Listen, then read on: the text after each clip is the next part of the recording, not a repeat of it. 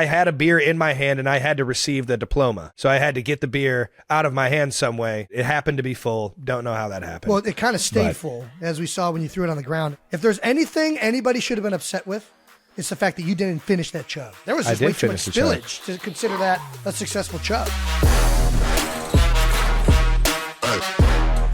Welcome back to New Heights, presented by Wave Sports Entertainment and brought to you by Buffalo Wild Wings.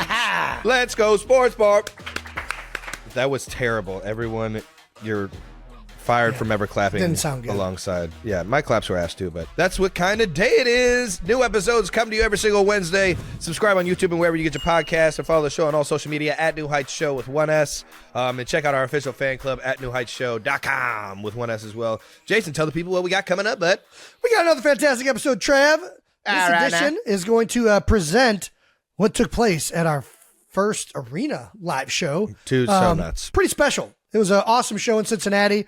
Cincinnati showed up. The university showed up. It was a fantastic evening. So grateful, man. We're also going to get to talking about Out of the House. There's been some photos and things leaking on both of our accounts over the last couple of weeks. So we're going to talk about all that, as well as maybe eventually talk about, football. You want to talk about football now? Haven't talked about it in like 4 weeks on this show, so I guess there are still some football fans that watch. Is there anything going on right now? There's always something going on. The NFL has got this figured out. At all times of the year, there's contracts being done, there's the draft, there's OTAs. Like, the only dead period in the NFL is that like 4 to 6 month time period when everybody takes vacation in the summer. That's about it. Yep. Outside of that, there's something happening at all times. Yep. Which, thank you, because it gives us stuff to talk about on the show. All right, now. We're going to get to the first segment, as always. As always. New news coming in hot. Still don't have a voice from screaming all day in the University of Cincinnati. First bit of new news is he must have heard us talking about him last week on the episode with Lil Dicky. Got a lurker. Because my brother, Cheeto Santino, Andrew Santino, is going to be joining us next week on the podcast. I'm so pumped. If you haven't seen his podcast, Whiskey Ginger, please go watch it. Absolutely hilarious. My favorite comedian out right now. One of my good friends, man. Have you guys been calling him Cheeto? Yeah, that's his name, Cheeto. Why Cheeto? He looks like a Cheeto. Because he's got red hair? Yeah. I would assume that's the connection. There might be something deeper. How about this, Jason? We'll ask him when he comes on the show. All right, now. Appreciate you joining us, Cheeto. I fucking love you, man. We'll talk about his stand-up, what projects he's been working on, and the time I spent on his podcast wearing some very, very, very short shorts that I haven't worn ever since. How short? I mean, they were definitely mid-thigh. They were almost as short as the shorts you were wearing. Well, those shorts weren't that short. Those are like regular length shorts. Yeah, good point. All right. Yeah. My nuts were hanging out. All right. Well, make sure you tune in next week for that one. I promise you won't want to miss it, baby. Next bit of new news, we're going to talk about something that isn't, I guess, new news, or it kind of still news, but we haven't talked about it yet, and that is Travis and Pat Mahomes are getting into the restaurant business together. That's right.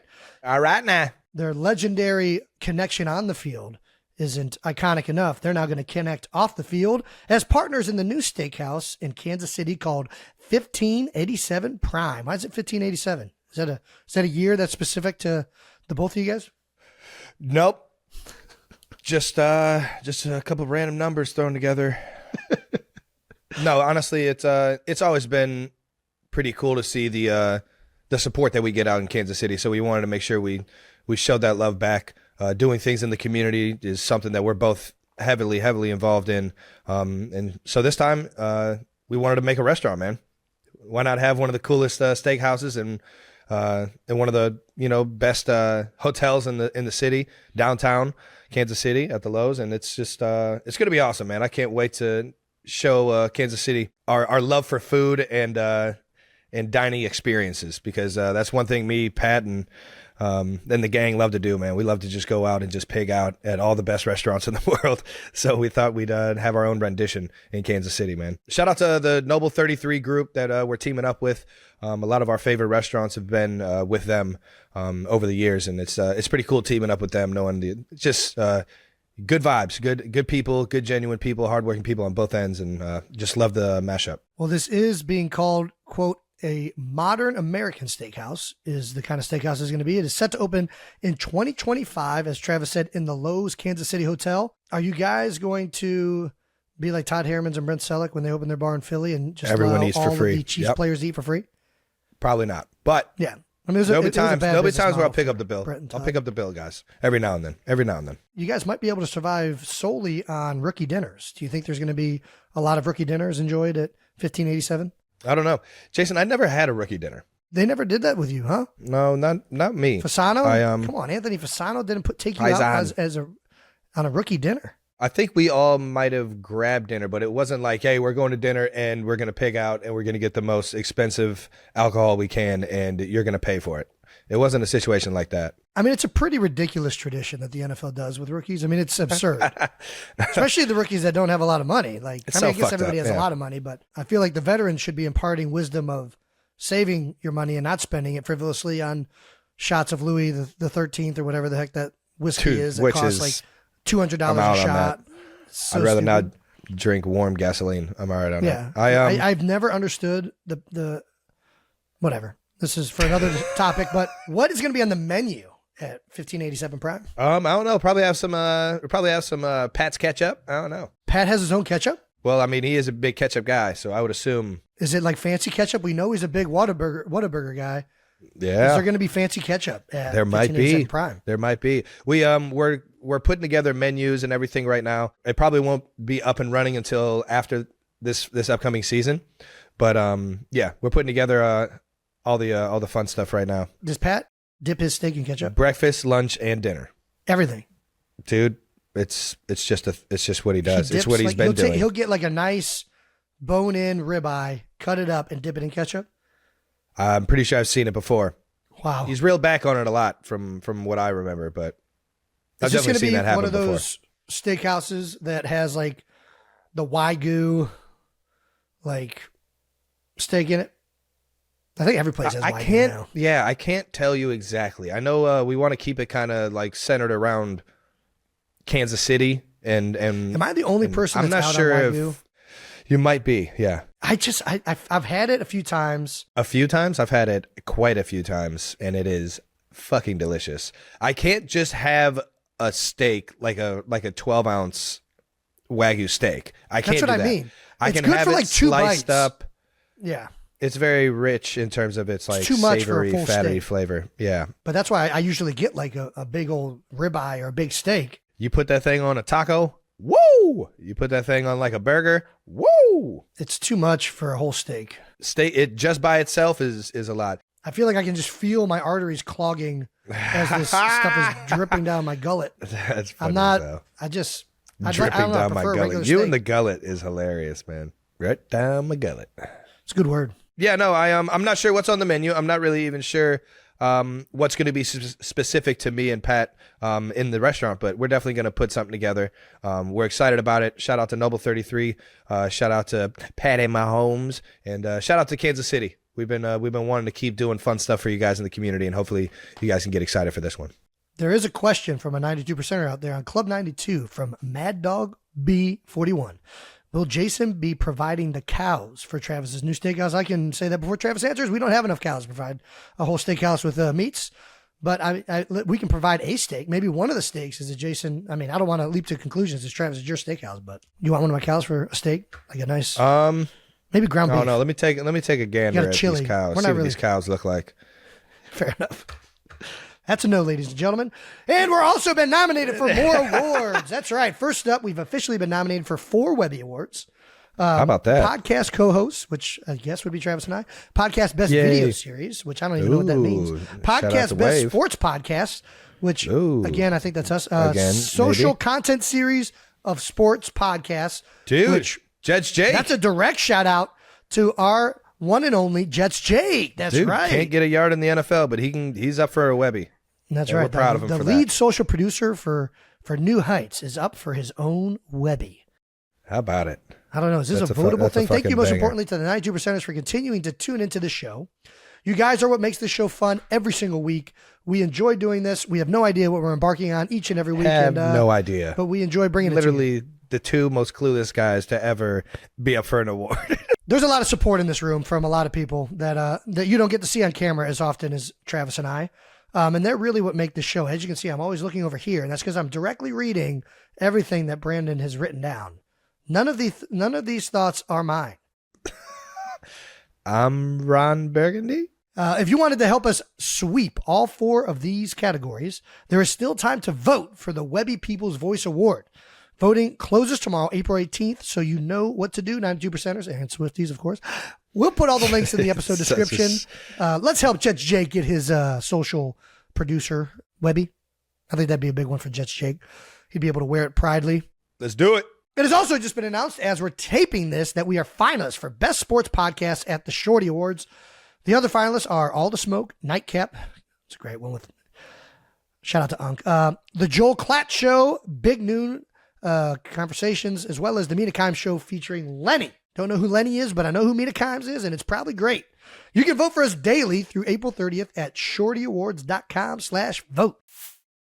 Alrighty, it's time now to shout out our next sponsor, Buffalo Wild Wings. Hey, Trav. Yeah. What's up, Jason? Let's go! Okay, let's do this. Right. Let's go and get some takeout orders from Buffalo Wild Wings. Ooh.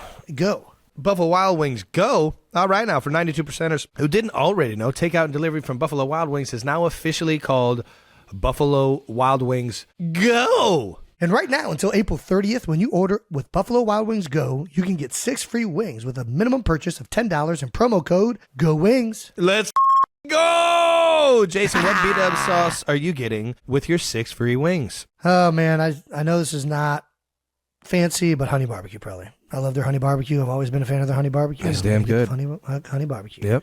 Or Parmesan garlic. I do that. Or just straight up buffalo. Yeah, I don't know. It's going to be tough. I mean, they've got so many good ones you can't miss. For a limited time, get free 6 free wings for takeout and delivery with Buffalo Wild Wings, go! Through the B-Dubs website or app. We need to shout out one of our sponsors, and that is the one you probably see us drinking all the time, and that's because it sponsors this show. Accelerator Active Energy Drink. And if you've been looking for ways to accelerate your fitness, look no further than Accelerator Active Energy. Jason, what flavor you got over there? Just finished off a nice little bit of a Rocket Pop. Ooh, I had a Rocket Pop, Tropical Punch, and I'm on my third one, my Cherry Ice Pop. Wow. That's what I got going on. Good luck going to sleep tonight. Accelerator Active Energy has 0 sugar, gives you sustained energy, gets your metabolism going, gives you the enhanced focus you need to accomplish anything. Like maybe doing a live show at Fifth Third Arena. Woo! Or getting in the ring at WrestleMania. All right. Now, plus, there's nothing like those signature plant-based thermogenics to give you the energy you need to record a podcast each and every week. You can find Accelerator Active Energy at Quick Trip, Giant Eagle, Meijer, and for all of my Philadelphia people, our favorite energy drink is now available at Wawa. How about that? Go pick up your favorite Accelerator flavor. And if you don't know what that is, it is cherry limeade, just to let you know. And be like me and Trav, sipping it all day long. All day long, baby. And for those who don't live near any of those great retailers, it's always available on Amazon. All right, now it's time to talk about our next sponsor, Tommy John. Yeah, this is a bold statement, Jason. I'm going to say it. Tommy John Underwear is claiming they have the most comfortable underwear out there. And I think you should be the deciding factor on that statement. As I've said on the show, I do not wear underwear, and I don't wear underwear based on comfort. The reason I don't wear underwear is because I find it unnecessary and problematic to the freedom that my boys like to enjoy. If that's going to change, I guess I don't think that's going to change. So I'm curious to see what what Tommy John.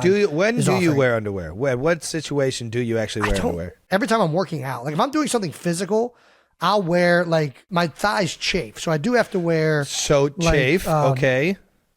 Yeah, you don't. I do have to wear. What are they called? Like so when you're working out, it's like a compression short. Compression shorts, like yes, like I a do very wear compression shorts like a heavy when polyester. I'm running or doing physical activity. It reduces the I'm friction. Do a lot of walking. You're in luck. Because Tommy John does have a compression, like sportsy, athletic wear type of material. Well, I'll try that out. There you go. If anybody else wants to try these Tommy John draws, as Jason is going to give it a try, you can go to TommyJohn.com and use the code, you guessed it, New Heights, for 20% off. Alrighty, that's TommyJohn.com and use code New Heights for 20% off. Check it out and stay tuned to this ad read to see if Tommy John can deliver on The feeling that my your cojones. I think you know what I'm saying. You jump. If it can deliver on the proper feel to the nether region. Let's get to what everybody has been talking about the last few weeks, and that's our second New Heights live show. That's right. Oh my gosh. It was in front electric. of a sold-out crowd of 13,000 at the Fifth Third Arena. So electric. We're also glad that it moved indoors. I was the one who was pushing very hardly for it to be in Nippert. For those of you that don't know, Nippert Stadium is Cincinnati's football stadium. Historic Nippert Stadium. Over 100 years old, folks. Travis and I practiced and played games on that stadium every day. Blood, sweat, and tears, boys. It's also a unique stadium that is part of campus. Like, it's open during the day. You at any time of the day, you'll see kids eating lunch down there when it's nice out. You'll see people playing ultimate frisbee. It's very much a part of the university as opposed to, I think, any other college football stadium in the country. I remember students coming to watch practice and just like go over their work. Well, that was a big problem. People could just videotape practice from opposing teams, which is why it's no longer there. One of the reasons, I'm sure, but it was completely open at all times other than outside of events and games. But we were definitely looking forward to showcasing the uniqueness that is Nippert Stadium. But we moved it indoors because of really weather. And I think it was the right decision on all accounts, which should have been indoors from the beginning. I screwed that up. It definitely was. The weather made me see what everybody else saw from the beginning, which is it's going to be way more fun in front of a packed out indoor arena at Fifth Third. It was amazing. And it started right with the entrance for the Great Lumbaby Games. Oh my god! Until Brandis introduced us, there was smoke, there was fire, there was an injury risk. I mean, I don't know how you felt, but running through that smoke was not.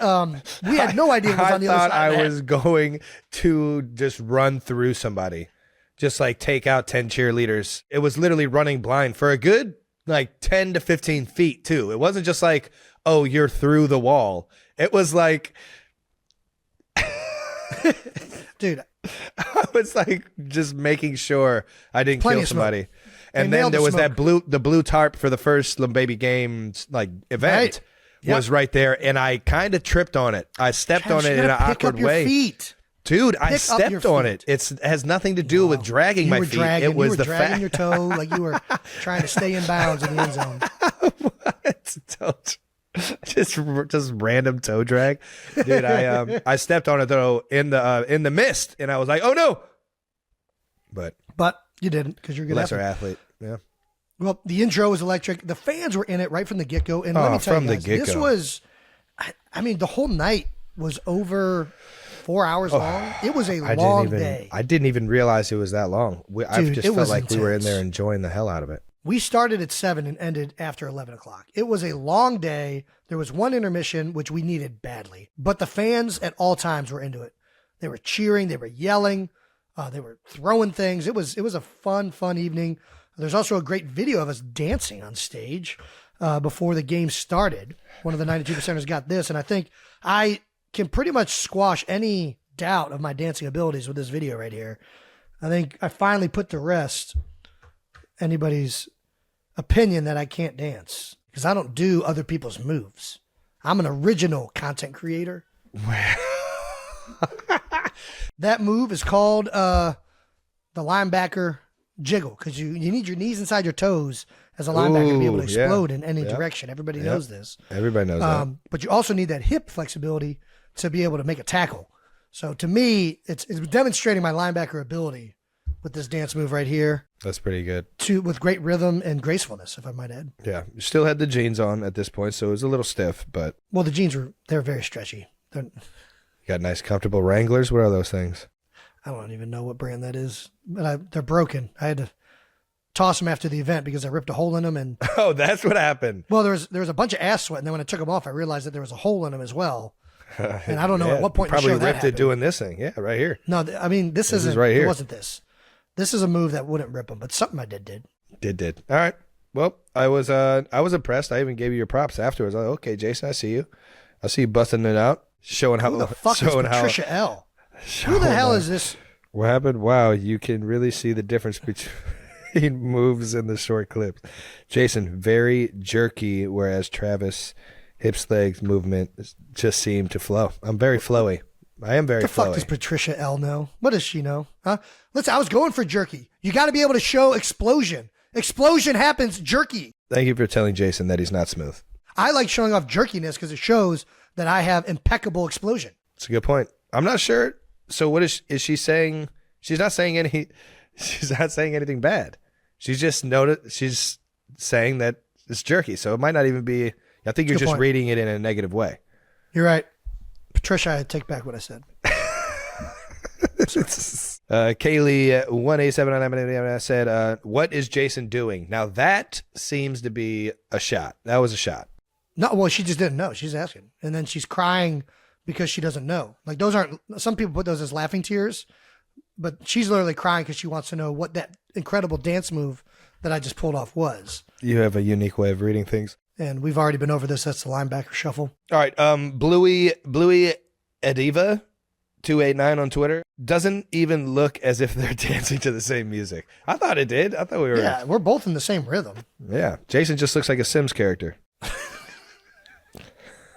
All righty. After the dancing, we got into the Great Baby games. And it couldn't have started off any better than I could have imagined. Yeah, it was fucking I was unbelievable nervous. From the get-go. My man, Zach. So I guess the Great Baby games as I love how you got to tell everybody that's your guy now. Like, all right, it was kind of fucked up what I did, but that's my guy. Dude, me and Zach became best friends after this. And he came in clutch in the team relay at the end with the final sprint to secure victory for Team Academic, a.k.a. Team Nerds. Oh, man. For those of you that have not been following the last few weeks and are just tuning in, the Great Baby Games was a competition between student athletes and non-student athletes, Team Academic and Team Athletic. It was a nod to Revenge of the Nerds and in some ways like Global Guts. Like it was a very unique game show that was created for the most part by our incredible team. Let's give it up for our incredible team at New Heights. Yeah, team. So good. It was so good. unbelievable, the games that they thought of starting right away. So we had 8 events. The first one was helmet toss. Helmet toss, where we got we got 2 competitors dizzy as possible. Then they had to try and hurl helmets at these cardboard cutouts of Travis and I. And if you guys want to see how well that first event went, you can watch this clip right now. There's definitely a difference in the speed at which I'm spinning Zach and the speed at which you are spinning. Zach is clinging on for dear life. His head almost hit the pole multiple times. That's exactly why I wasn't spinning that fast. Jillian she's like an athlete at University of Cincinnati. If I would have spun her to the point of like hitting her head, oh my gosh. Zach made it all of 3 eats steps. It the first second, ends up in our guy Larry Shakley's lap, and then finds himself in the first row, second row. And by the time he gets up and runs over, the game is done. I got to say, the one thing Zach is clearly the highlight of this video. I don't want to take away from my man, Zach. But because everybody keeps focusing on Zach, people are not noticing just the deathly accuracy at which Jillian nailed these 2 cardboard cutouts with an NFL helmet. 2 shots. Bang, bang. Easiest thing I've ever done in my life. Even if you're not dizzy, to throw a football helmet, it's not like it's the easiest thing in the world to do with any type of accuracy. I hope that she looks back before throwing the first helmet. Like, is something happening? Because the entire crowd is going crazy over Zach. Zach just ate it. He took 2 steps and just fucking ate it. Yeah. It was like, that was the first event, which Team Jocks took. It was like there was a magnet that he had no control of, just fucking pulling him towards the stand. Yeah, he was definitely leaning hard to the right. Yes, that's so good, man. Oh my God. When I saw his hair flying like a cape while you were spinning him, I was like, this dude is about to be miserable when he gets up. He's holding on like for dear life. Meanwhile, I'm spinning Ms. Hayes over there, and she's just... Yeah. I mean, not a concern in the world. Well, after that event, the Jocks went up 1-0, and we went right to Jason Lost His Ring, where we had a full vat of Skyline chili. God. This is actually technically a 3-way. It's not just Skyline chili. There's spaghetti in there, cheese, and chili. We gotta do this again. It was, folks, the video does not do justice just how disgusting this was. I had to get away from that corner, chili. man. I mean, I went to Skyline had to get away twice. from that corner. I went to Skyline twice over the weekend. I love Skyline chili. This chili had been sitting out for like some time period. It smelled so bad in that part of the arena. It was disgusting. It was just the pungent odor coming from these children's pools filled with Skyline chili three-ways was absolutely disgusting. Oh my God. Mixed into that chili, there were socks with some make-believe rings, and then there's actually only one real ring in there, which was my Super Bowl ring, but there was another kind of like replica Super Bowl ring. So there were 2 Super Bowl-esque rings that they had to try and find, one in each pool, and here's the clip for that one. Jesus, I don't want to watch it. I'll let you guys watch it. It'll be disgusting. Oh no! What is happening? Team Academic went right away with the shenanigans, and then Team Jocks did not disappoint. She jumped right into the other chili. And I mean, it was a genius strategy. Just started playing defense, essentially. I thought it was great. Like, just like, hey, let's just like, strategy. We didn't differentiate that you couldn't go into the other person's pool. I thought that was a brilliant strategy. That's a big thing that I was thinking of. I'm like, man, if I was in these games, I'd fucking cheat my ass off because there's no rules. If you ain't cheating, you nobody's really. we're giving very vague rules on purpose. We want the creative juices of how do we cheat or get an advantage. Not cheating because it's not stipulated in the rules. We like creatively not breaking any rules to get away with things. So the first person to find the Super Bowl ring won, and it ended up being Team Academic. But there was an unfortunateness. As you guys know, this game existed because I continually lose my Super Bowl ring. And I don't even know if Travis still knows this, but I legitimately lost my Super Bowl ring in this event. They could not find it. This is Jets Jake and intern Brandon the next day searching through the chili to try and find the sock that had my Super Bowl ring in it. We have still yet to find it. All of this stuff has been thrown away, so I think we can safely assume that my Super Bowl ring is now in a landfill someplace in the Cincinnati tri-state area. I didn't think that would happen. What did you expect to happen? I thought that we would just go in the pool and get the ring afterwards, but they were throwing so much. Fucking imbecile. And there was so much God damn it, Jason. calamity happening that at some point, the only thing I can think of is at some point the sock got kicked out of the three-way and it made its way out of the pool and that it was thrown away in some shape or form. But yes, the Super Bowl ring is officially gone. We've already put the insurance claim in, which I think the insurance company might have some things to say about whether they're going to cover that. 100% they're going to have, especially if you're going to tell the entire world how you lost it. Well, I didn't lose it. First of all, I knew exactly where it was. No, you didn't. It was in that Nobody pool. knew where it was. It's the same thing as like if I left it in my house and somebody came to my house and took it, it's the exact same scenario. Jason, you didn't put that Super Bowl ring in a sock and put it in the pool. You didn't do that. It doesn't matter where I put it. I can put it wherever I want as long as I know where it's at. And I knew where it was at. Somebody at some point messed with my Super Bowl ring, which I'm fine with. I mean, it's just a hunk of metal. I'll just have another one made, I think. They can do that, right? I don't know, Jason. Probably. I guess we're going to find out. This is we so also, ridiculous. Greg got a metal detector, which I don't know if... Kids, if you're watching at home, do not do what Jason's doing. Don't do this. Greg, the metal detector doesn't work. He didn't know this, but there's actually metal in Skyline chili. There's traces of iron within the chili itself. So it's an impossible task to try and use a metal detector. That's so good. There's probably lead as well in there some point. Oh, man. So upon truly losing my Super Bowl ring, there was the next event, which was the electric trivia. This event consisted of 2 contestants trying to answer trivia questions while riding a mechanical bull.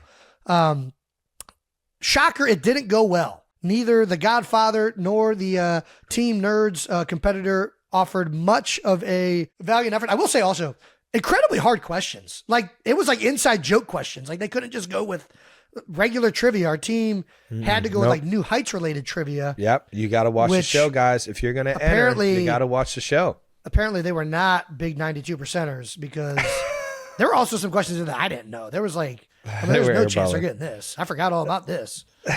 But either way, we had to resort to the tiebreaker, which I like to call common knowledge question. Jason is so ridiculous. Travis knows that common knowledge question has always been a part of our repertoire in determining which direction a waterfall goes when you are doing a drinking game.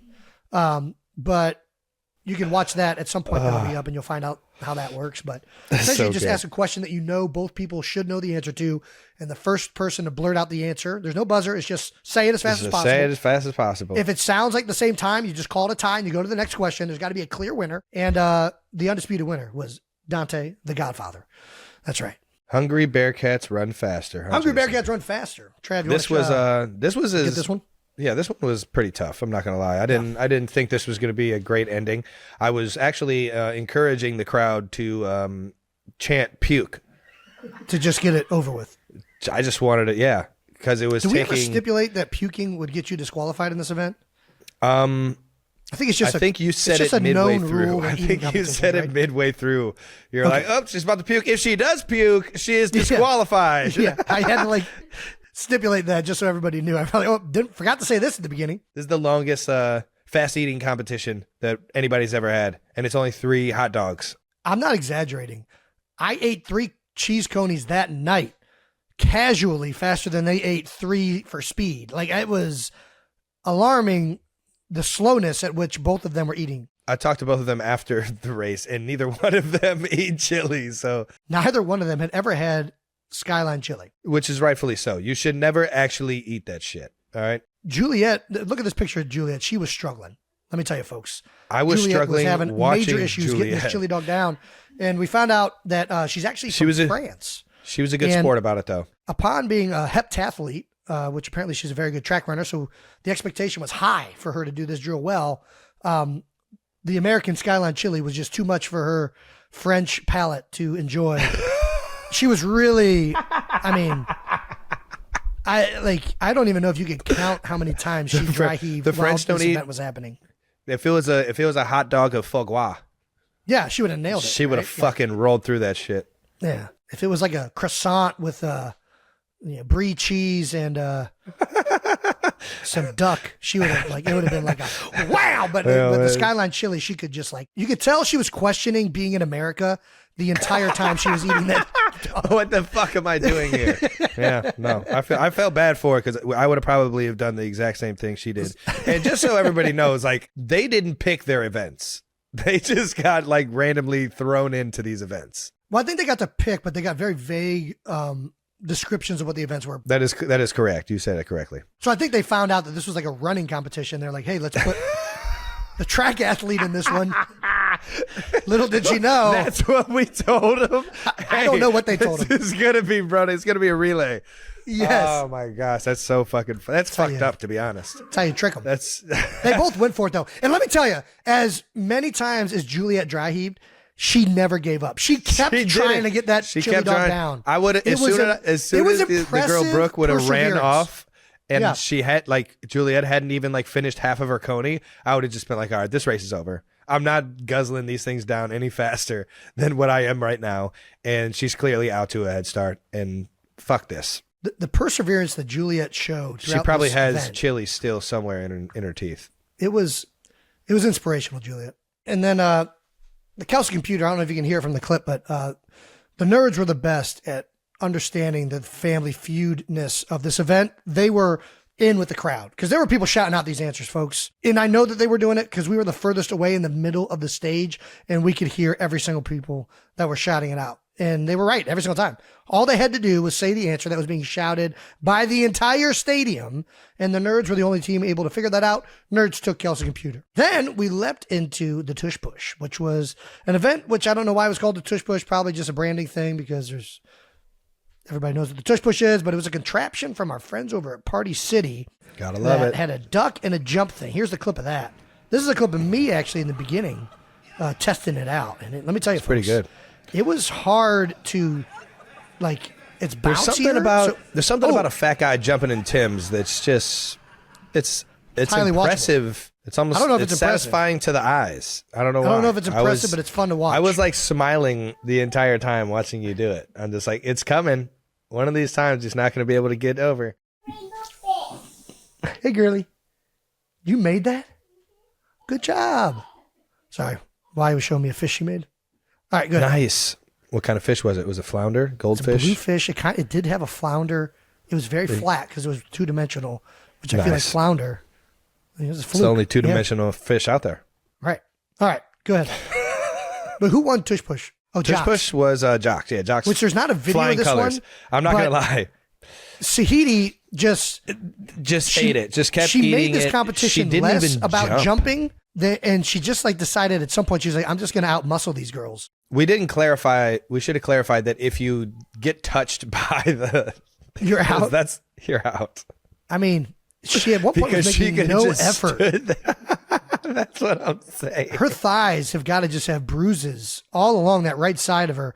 Bruises? It was a pillow. She was getting hit with a pillow, Jason. I mean, she was essentially in a UFC fight taking kicks to the leg. I mean, it was so funny. She was just like, there's no way I'm getting over this jump thing. So I'm just going to keep just getting whacked in the thighs. She really struggled in that one, but I mean, she almost lasted. I mean, yeah, no, I had to call it because the other two girls were actually like jumping over and under. Yeah, they were actually in it. So you were on her, and the moment her foot stepped out of bounds, you were like, nope, that's out. Because she kept putting one foot out. I'm like, all right, I'm not going to be a stickler and say that's out. But if both those feet are off the X, if she's off for mark one more time, I'm calling it. Yeah, well. Because that would have just been going forever. Yeah, so the athletes won that one, and then Travis Spelling Bee, because of course I can't spell squirrel, I can't spell Schwarzenegger, I can't spell anything. Yeah, why was it called the Travis Spelling Bee? Because I'm pretty sure all of them were words that I should have been able to spell that I didn't. You can spell Gronkowski. I should be able to. I think you can get it. Gronk, Gronk. Yep. OW. Ski. Yep. Yeah. Nice. I fucking love Rob Gronkowski though, man. Gronkowski, I fucking love Gronkowski. How could I get that one wrong? They got that one wrong, which I was surprised with. That's one of the easier ones to get. I fucking would have not been able to get Schwarzenegger though, and I love him too. I don't know that anybody's getting Schwarzenegger, including Arnold himself. Can you imagine being Arnold on a Scantron trying to fill out that freaking name? Fuck? On a Scantron. All right, it is time for my 4th grade proficiency test. For your first question, input your name, Arnold. Fuck. Arnold, I'm sorry. There's not enough Arnold, bubbles. You passed with flying colors, but you incorrectly put your name on the Scantron, and we can't accept this. There just weren't enough of a bubbles to put my name in. I don't know how I just made Arnold sound somewhat Italian. All right, anyways. We also had Bearcat basketball player and son of Edgerrin James, Jizzle James, compete in the spelling bee with a huge moment at the end when the last word to decide the spelling bee was one that you guys are going to enjoy. Check out this clip.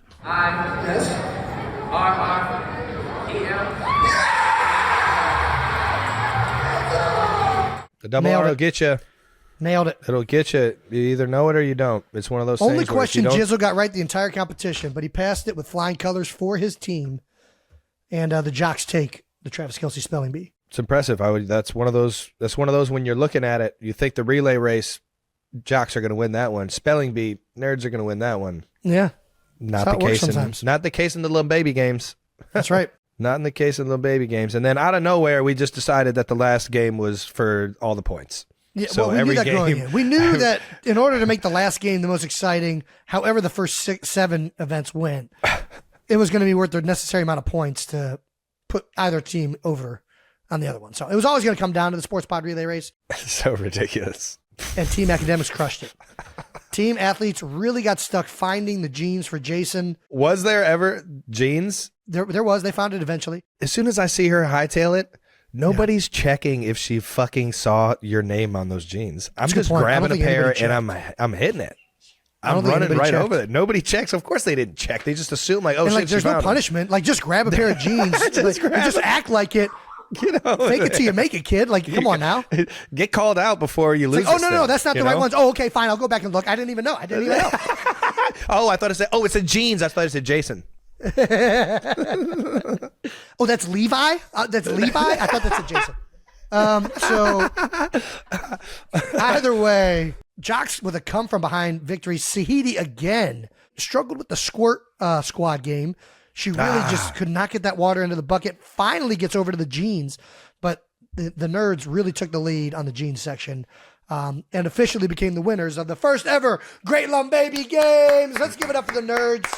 Let's give it up for these nerds. Congratulations, Team Academic. Just out here doing nerd work, finding a way to win in every phase of life. I love it. The Baby games will be available exclusively on New Heights social channels starting April 29th. And that is because there's a lot of cutting up. There's a lot of camera angles. There's a lot of things that our team has to do. And we're a podcast. We're not ESPN. We got to figure that out. So it's going to take a little bit. It's going to take a little bit of time. It's going to take us a second. It was a good first run, Trav. I think. Dude, it was unbelievable. It was interesting awesome to try that out. I didn't know how it was going to go.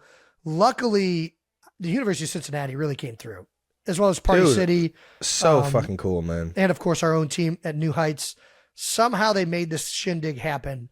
And we got to thank not only each just and made every it happen, they competitor, made it outstanding. all of the jocks, all of the nerds, all of you guys really made this a special and the night entire that like nobody student could take fan their eyes base off of. So well at done. University of Just Cincinnati. Thank you guys, absolutely man. well done.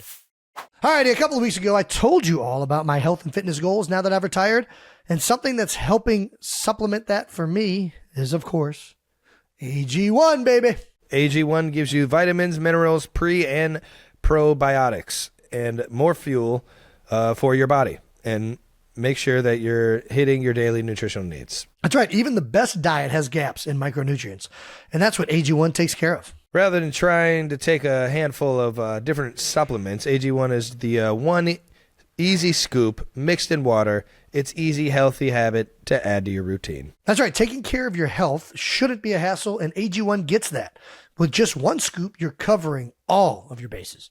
It's like a health powerhouse in a single serving. So if you're ready to level up for your health game, give AG1 a shot. Plus, they'll hook you up with a free 1-year supply of vitamin D and 5 free AG1 travel packs with your first subscription. Just head over to drinkag1.com/New Heights. That's drinkag1.com/New Heights. Trust me, you're not going to regret it. These days are warmer. How about that? The walks are longer. And one easy way to help your dog shine this season is with fresh, healthy food from The Farmer's Dog. The Farmer's Dog makes real food for dogs and delivers it right to your door. Recipes are developed by vet nutritionists, didn't know those were a thing, and made from real meat and veggies and proportioned just for your dog. Good thing it's real food, unlike that fake food, that traditional dry and wet dog food options that are highly processed and can use much lower quality ingredients than they claim to and are extremely difficult to portion accurate. Yeah, the Farmer's Dog is healthy pet food for you, so you can feel really good about feeding your pup. It's the best option for dogs of all life stages because it's not that kibble.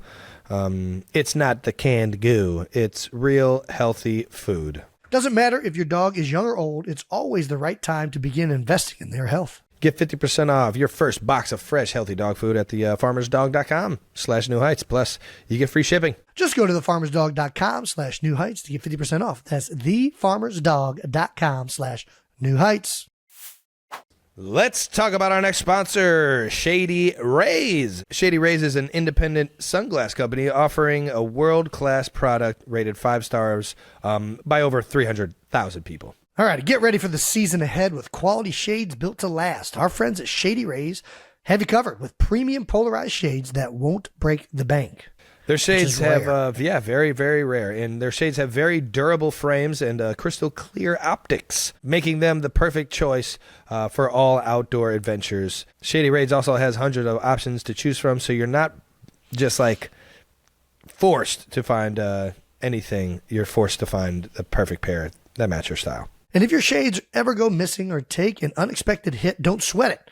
They have the most insane protection in all eyewear. Every pair is backed by lost or broken replacements. Wish my Super Bowl ring had that kind of You're idiot. If you don't love your shades, exchange them for a new pair or return worry-free within 30 days. There's no risk when you shop. Exclusively for New Heights 92%ers, Shady Rays is giving out their best deal of the season. Head to shadyrays.com and use code New Heights for 50% off 2 or more pairs of polarized sunglasses. And then after this, of course, we had to get to the regular part of the show, which we got to after the Vincent Baby games. Yeah, let's talk about the actual live show. Again, we're going to be putting all these videos up on YouTube eventually. We kicked off the live show with a message from the jabroni mayor himself. That's right, Cincinnati's mayor. No longer jabroni. Percival. Don't be a jabroni, know your role, and make some noise, and let's welcome New Heights Live. It was awesome, actually. Dude, he was awesome. I think it's I appreciated him for showing up. We could shake his hand and just tell him we appreciate, what he's doing for the university, what he's doing for the city of Cincinnati, because that place has changed a lot. It's doing great, since me and Jason were there, and it's really cool to see how much they've not only cleaned up the city, but how much more fun Vibrant. It looks like the city is. Yeah, it just looks like it's an electric city, and it's thriving from the time that we were there. Not that it wasn't when we were there, but you can tell they've really put a lot of effort in getting it to where it is today. I remember not even being able to walk on Short on Vine. I mean, Cincinnati was wonderful when we were there. I remember living down by Cincinnati Taft, and there wasn't a soccer stadium over there. Exactly. And they've been doing some really even good down things by the river, down on the river. They got that thing up and running, and it's thriving down by Bank of America ballpark. I think that's what it's called. No, Great American Ballpark, not Bank of America. Yeah. Great American Ballpark. Murray Ave and the city of Cincinnati is thriving right now, and that was evident in our visit there this past week. It was a lot of fun. It was cool seeing all the changes that have happened around campus, downtown. They've gone above and beyond to really take Cincinnati to the next level, and I can't wait to see how that future continues to unfold. Yeah. And it was an awesome gesture by the mayor to introduce us. It really brought things full circle with the trash talk that ensued a couple years ago to all of a sudden we're all in this for Cincinnati right now. It was a great moment to come back to the fact that we all care about the 513, right? And we were joined by some awesome guests, man. We had Desmond Ritter came out first, gave the Bearcats some familiar face to be able to cheer on and listen to. And I'll tell you what, man, Des, every time I hang out with him, man, it's just more and more I'm impressed by who he is and how he carries himself. Couldn't be happier for how his career ended at the University of Cincinnati. Obviously losing in the college football playoffs, but he carried this program to places that we hadn't been before. New heights. All right, now he really did, man. He really did. He took the program to new heights with Fickle, and sure enough, he gave a lot of us alumni, a lot of the ex-players, something prideful to watch and talk about. So absolutely. And then to just see him do his thing in the NFL and be able to stand on being a solid quarterback, being a great guy, being family oriented, and just doing things the right way, man. I'm happy as hell for him. And sure, I mean, it was just an awesome interview. Absolutely.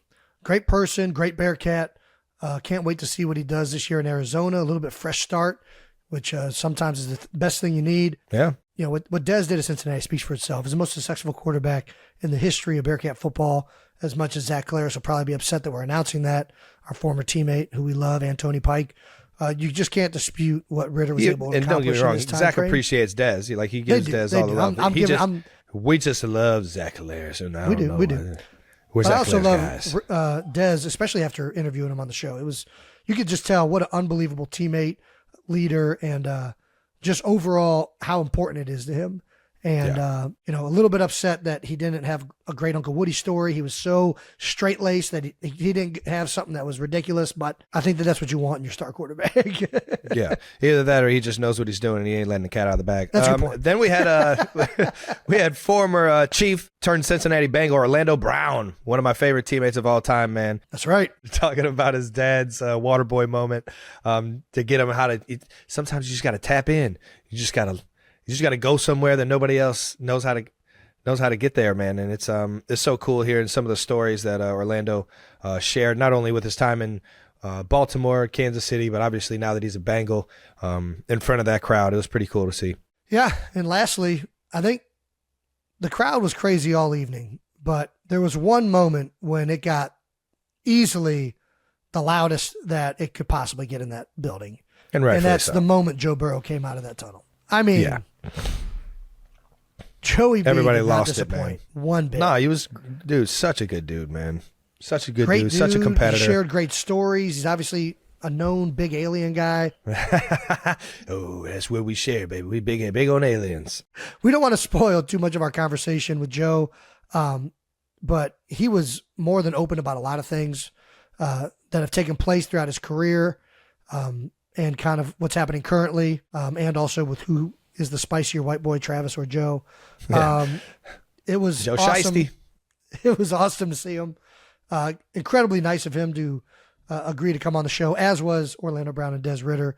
All of these conversations were a joy for us, and can't thank you guys enough for coming on, man. Forever grateful, man. Appreciate you guys. Lastly, we ended the night in a truly epic fashion since neither of us got a chance to walk during a graduation ceremony. We both have already got our degrees. I got mine maybe a few years after Jason did, but we had our degrees going into it. So all of you that are thinking this was a graduation ceremony because we just finished our degrees and it was a very serious thing. We appreciate Cincinnati's president and athletic director for doing this, but it was kind of just a fun way to close out the night. Hopefully you guys can understand that me chugging the beer was because I had a beer in my hand and I had to receive the diploma. So I had to get the beer out of my hand some way. Might as well just finish it. It happened to be full. Don't know how that happened. Well, it kind of stayed full, as we saw when you threw it on the ground and there was still beer pouring out of it. Pouring out of it. That was more like foam. No. It was foam because I couldn't get the airflow. There's not that much foam in the can, Travis. I couldn't. Yeah, there is when you can't get the airflow and it's just dumping out. If there's anything anybody should have been upset with, it's the fact that you didn't finish that chug. That's my main. That's why I was upset. Is that there was just way too much spillage to consider that a successful chug. Jason, you were scared to race me. I was not scared. I was willing. You're terrifying. You were terrified. All right, we'll get to this. You don't want the misery that's coming. Yeah, sorry for everybody that got upset about this. It just wasn't that kind of event. It wasn't that serious. There were two women wrestling in a vat of chili before this. That's the athletic director posing with me. And I've never been to a commencement because I skipped mine, but I'm pretty sure the athletic director isn't the person that hands you your diploma. He is but now. I loved receiving this diploma from John Cunningham. I'd prefer it from nobody else. It was an absolutely fun night, littered with all sorts of shenanigans. And, in the words of the great Charles Barkley, I don't think Travis or I should be anybody's role model. I think that's probably fair to say. We love Chuck. We do love the kids, and we love Chuck. I think if you would have finished your beer, I think people would have been way less upset with you. I think that was the main thing that got people upset. It was a tall boy. I had already had a few. I was showing that there was beer in the can by doing the water. Yeah, you go away from the mouth to show that it's actually going. It's making its entrance. Yes, and then I'm not just faking it. There's foam when you do that, Jason. If you don't have the correct airflow, Travis, which I couldn't break the can open and chug it. Of acceptable foam in a beer can chug, it was beyond the threshold of an acceptable. Like if we chugged off and you slammed that on the ground, I would for sure be calling for a. Well, if we were chugging a beer, I wouldn't do it out of a can where there was no airflow. It would be a shotgun, and I would have airflow. That way, it wouldn't foam up. All I'm saying, people chug out of beer cans all the time. If there's that much foam coming out of the can, I think universally we can accept that is not a complete chug. Nope. That's all I'm saying. Nope. I chug faster than you. Well, I guess we'll let Twitter decide. Twitter, decide, please. Please make sure you tell Travis that he did not finish his chug and that that was the most unacceptable moment of that show. I don't know how we're going to top this at our next live event. Cincinnati truly made it a special evening. Not only the people there, which were into it the entire time, but the entire Cincinnati staff on hand at Fifth Third Arena. It was remarkable how well this thing went off without a hitch, especially considering Travis and I had nothing to do with any of it. These guys just made it such a wonderful evening, as well as our own New Heights team. We're going to continue to thank these guys out. The creativity so and grateful, thought process man. that went into this was spectacular. Just the guests effort, that showed up, the president of the university. It was an amazing night in Cincinnati. And I don't know that we'll ever be able to top what just occurred. So really, really big shout out to everyone involved and everyone who attended and all the 92%ers, Bearcats, and of course, Swifties that were at the event. Thank you very much. Thank you, guys. Oh, we also got a sweet video from Operation Breakthrough. Nice, OB. Which, of course, Travis and 87 and Running has participated with in the past. They sent over this clip of your graduation. Congratulations! You did it! I want to be just like you. Yeah, inspiration. Yeah, it's a big inspiration because it makes me want to finish school and to tell myself to keep going and not to stop. We love your trust, Kelce. Good job. Yep. Just when you think you're not a role model, they send Hey, you kids, a video. Did you see what Travis did? Just you want to be It would have exactly been like I did? awesome. How awesome would it have been if they all like chugged apple juice? Dude, this is awesome. I love it. The Operation Breakthrough kids are just the sweetest, man. I still got to get my truck over to Operation Breakthrough if they're going to turn that thing electric. My old school Chevy. Get these kids on there. Get it in line because after what we saw them do due to the Chevelle that they turned electric, I'm pretty sure everybody in the city wants to get their old school turned electric. As it was on display at the Kelce Car Jam. Hopefully we have another one of those this year where we can showcase the Bronco that they're actually doing a Bronco now at this moment. Yeah, they're converting a old school Bronco into electric. The team is working on getting all that live show videos out to you guys ASAP, but please be patient with it. It'll be worth it at the end when we get that thing perfect. Please follow the show on all social media and subscribe on the YouTube channel so you don't miss when those videos drop. We're going to keep doing this live show thing. I believe it was something me and Jason both had a fucking blast with, and we'll definitely keep everyone in the loop on when we're doing another one. The arena deal was pretty fun, but Jason is pretty set on doing a stadium at some point. So I really want to do the link. I'm just going to throw this out there. I think doing an episode in the link, I know that being inside made it happen way better, but gosh, I just feel like the link would be so special.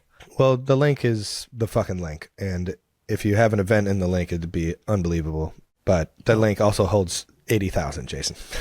Well, hey. You have to get some good guests, huh? I don't know. Are you questioning Philadelphia fans? I don't think you're questioning Philadelphia fans. I'm questioning me, Jason. That's what I'm questioning. I'm questioning who is going to show up. But, yeah. Shout out to Cincinnati. Appreciate you guys. Love you guys. Everybody involved. It was unbelievable. Hey-o. Just want to say how grateful we are for the experience and the time that everybody put in. Absolutely. All right, now it's time to get out of the house. Getting out of the house. Jason, you were literally Mr. Out of the House this week. I love it when you get out of the house because it's so unexpected of shit that you do outside of the house. Yeah. I've been out of the house for too long. Out of the House is brought to you by our friends at Accelerator Active Energy Drink. That's right. Accelerator Active Energy is available at Quick Trip, Giant Eagle, Meijer, Amazon, and for all you Philly area 92%ers, it is now available at your favorite store, Wawa. Oh, it's at the Wawa. Love it. Yes, sir. Jason, you made a WrestleMania appearance. I did. It happened. Dude. Pretty awesome. Talk about the link. There's 80,000 people in here packed for WrestleMania. Jason got out of the house and went down to the link for WrestleMania 40. Right in Philly. And damn, you and Lane did not disappoint. You guys look like a tag team nobody wants to fuck with. I'm not gonna lie, Jason, my biceps are looking good. Look at that yeah, picture. how much did you guys lift before you guys went out there? We were using a lot of bands, and Kylie kept making fun of me because I was really obsessed with how my biceps looked. I'm proud of you. They it's look just great. the honest answer. I'm not gonna hide. They look not ashamed. They look like my thighs. Going in there with a cutoff. I'm gonna get them things popping. Dude, there's nothing more electric than cutoff jeans and Timbs. It just shows that he's a hardworking man, and you don't fuck with that. Yeah. You just don't fuck with that. And then you jumped over the rope. The double jump over the rope was one of the most athletic things I think I've seen you do. I feel like people think it's that hard. That's a steel cable that is like has some elasticity to it, and I just vaulted. You can tell you've ran from the cops and jumped the fence before. That's what I saw. I'm like, dude, he just got out of there. You had the luchador mask on. Were people screaming? It was you when you walked. When you got. Everyone knew it was me and Lane Everyone Johnson. knew immediately. Nice. Well, who was close to us? There were people from. I've seen some social clips of people further away that were like, who's that? That couldn't tell, but anybody that was up close and personal knew right away it was Lane and I. Knew it was Lane Johnson and Jay Mysterio. See what I did there? Yeah, it's See good. what I did there?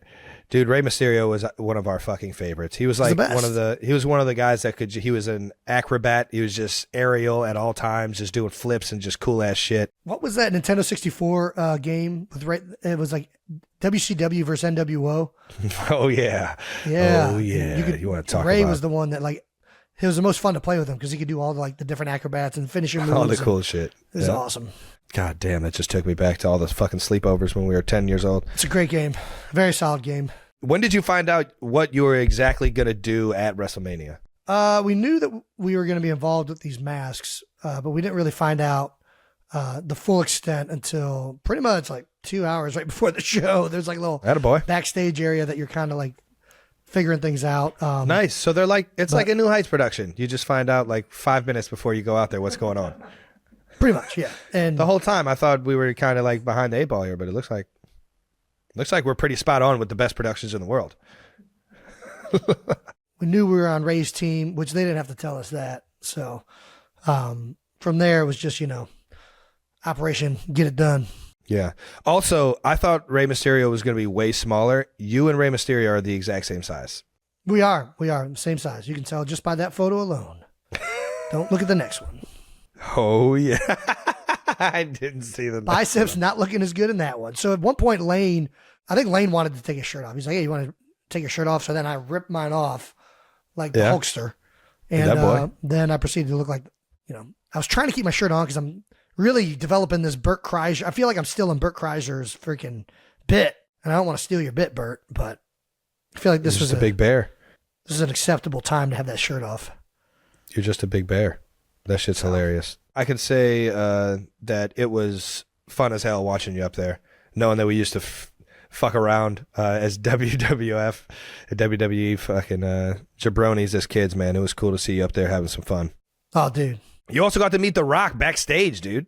How electric was that? Well, I've met him before, actually. He came to the Eagles facilities, training before one of the WWE events earlier in my career. He probably doesn't remember that, but I remember it because I think everybody remembers when you meet The Rock for the first time. All right now. But it was awesome to see him again, obviously under different pretenses this time. And I'm just happy he's back involved with WWE in a very meaningful way. Like, he's been such a explosive personality for the wrestling world. And obviously he's gone on to, I don't want to say bigger and better things, but I mean, to become the superstar he is outside of the wrestling world. I think selfishly, everybody in the wrestling community is happy to see The Rock back, even if he's talking shit to Jalen, pissed off all of Philadelphia. Yeah, he's the villain right now. I know. They call him the heel. In wrestling, the villain is called the heel. Found that one out this week. There you go. Awesome seeing The Rock. I don't know if there's a more iconic individual in America Nice. right now than The Rock. Oh, if there's one more thing I want to say about WrestleMania, and I mentioned this there, I think they should figure out a way to get the commentators in the live performance, because the live performance is incredible. You're hearing the pounding of the ring. It really echoes and it makes you feel like you're a part of it. There's really an element that I think you get from McAfee or whoever's doing the commentating when like, from the top rope, oh my gosh, how is he ever going to do it, ladies and gentlemen? Like, that adds this excitement to it that I really think it would have taken it to the next level. But yeah, I hear you on that. Yeah, it's probably not great audio quality, but I'm sure there's a reason they don't do it. I guarantee you they've thought about this, yes. Yeah, you're probably right. Okay. Well, other out of the house news, we have Travis at Coachella. That's right. After the live show, Travis didn't stop being out of the house. He took a plane over to California and went to Coachella Music Festival. Not your first time there, Travis. You and I have both been numerous times. Yeah. It's a fun weekend of festivities. Man, I love live music, man. I absolutely love live music. I don't get enough of it in my life. I really enjoy any event. Like, I just like going to events, going places where people are, seeing talents, that all these talented people in the world. Like, I just like to experience that type of shit. Like, I love experiencing new cultures. That's the one thing that I really enjoy about Coachella, is that it's not just one genre of music. I agree. It's everything. It's everything. I mean, that's where I first saw Chromeo. Dude, the Shout Funk Lords. Man, I fucking love the Funk Lords. They really do have every genre you could think of at Coachella. I mean, not a lot of country every single acts. one. That's not like a couple their years main ago, thing. Danny Elsman, like composer. He had like a symphony playing in the desert. It was unbelievable. They got everything there. Yeah, it's always they got like everything. Creative, good artists, like great artists. Yeah, I always appreciated it, man, and it was fun. It was fun getting out there and seeing a few new bands that I really wasn't like that familiar with, and just became an absolute lover of their music because of how they perform and how they captivated the crowd and got everybody into it. The bleachers, like I Jack Antonoff, absolutely ripped it, and I had so much fun seeing him go nuts with the guitar and all all his boys. He had two sax players, 2 drummers, 2 guitars, and they just ripped it. And it was so much fun. Everybody kind of had their own time on the keyboard. It was that was fun as hell to watch. One of my favorite bands out right now, Jungle. They absolutely killed it. Nice. Played one of my favorite songs called Casio. And I was out there grooving to that joint. Yeah, Casio. Playing on my heart just like... Gosh, who else did I say? Oh, how could I forget my guy, Dom Dollar. Tom Dollar. One of my favorite DJs out here, man. Dom Dollar. Dom Dollar, yeah. He absolutely kills it every single time. And sure enough, it was his own set at Coachella. He did 2 sets. He's also in a combined DJ group with John Summit, and they did one the day before, so I didn't get to see that one because I was still working. But Saturday was such a fun day, man. And I love going to Coachella, man. Hopefully I can keep going, but obviously the schedules always fill the fuck up real quick in the off season. Dude, the one thing you got to be ready for at Coachella, you got to take your anti. It is some walking and dancing. Like, you're moving at Coachella. There's like 7 different stages. Yeah. I guess we know who you went with. We saw the pictures. All right, we know who you went with. She was supporting the New Heights. How was the difference? Big New Heights supporter. Yeah. Sold out of the green hat real quick. It's a good color green. How was Coachella different? Because I expected you guys to be backstage, like mostly like with the musicians, right? But it seemed like you guys were like in the crowd. I like to see it from the fans' perspective, like the people that actually like because I'm a fan of the music. I'm a fan of live shows. I want to see it from the front of the stage. Yeah, we probably could have finessed it that way, but I think it's just that much more of an experience if you're in the pit, man. If you're in the madness with all the fans. Are your feet? It was awesome though. From all the walking? No. Gosh, that's the one thing I regret every year is how much walking it is. It's amazing every year, but it's a lot of walking. It's really not. Oh, you're out of your mind. Dude, we were walking. You're walking like the from stage to stages are stage. You're walking to the bathroom, which is like a... Well, if you know walk, the terrain, Jason, you know how to get to each stage quickly and efficiently. It's a lot. And then especially like then you got to know afterwards, where we're like walking to whatever house we're staying at. I got a cheat code. I know where to stay. Where it's just like a quick like block walk once you're out of the No. I thought I had that too. I know exactly where those houses are, and it's still a walk. No, you don't. No, you don't. Yeah. You're insane. Yeah, you don't it's know a lot of walking. Listen, Coachella's great. Just get ready to walk. Not a sandals of it. No, it is not. And if you wore sandals, that's what you fucking get, Jason. I think we restocked the green hat though. So everybody head over to homage.com/new heights to get the green hat. Those are going to be gone pretty quickly now that we just informed everyone. I know I'm going to buy a few. I fucking love that green hat. That's a really good shade of green. Coachella is always fun. Shout out to all the performers. Shout out to Accelerator Active Energy for bringing this segment to you out of the house. All right now. All right, let's get to some no dumb questions. That's right. It's time for one of our favorite segments. We do it almost every week because we love dumb people with no dumb questions. No dumb questions is brought to you by Tommy John Underwear. Tommy John makes the most comfortable underwear on the planet. No adjustment needed. From user Liz off H-Town. Liz of Houston. There we go. There you go. If you could choose any 2 sports to combine together a la basketball, which 2 sports would you choose and why? It's pretty good. Reading this before, I immediately thought of one of my favorite movie sports scenes of all time, which is Happy Gilmore when Bob Barker beats the shit out of Happy. It's a great one. It's a great movie. Solid movie. Seeing that in real life would be unbelievable. So I'm going to say boxing and golf. I feel like we kind of did so. I would combine we did do something like this, NASCAR and gymnastics. It was fighting. What sport would we allow fighting in? I think we were just changing the rules, and we made NASCAR that you could drink and drive or something like that. I forget, it was something like that. Yeah, drinking in sports. That's what it was. We're gonna make this very clear. No, do not do that. Unless NASCAR does it, you guys do not do it. No, don't do it. Even in NASCAR, let's avoid that. We don't want to. We want to be good role models. No, it's a big pillow nowadays. Everybody's in that car like it's. Yeah, NASCAR and gymnastics. Down. NASCAR and gymnastics?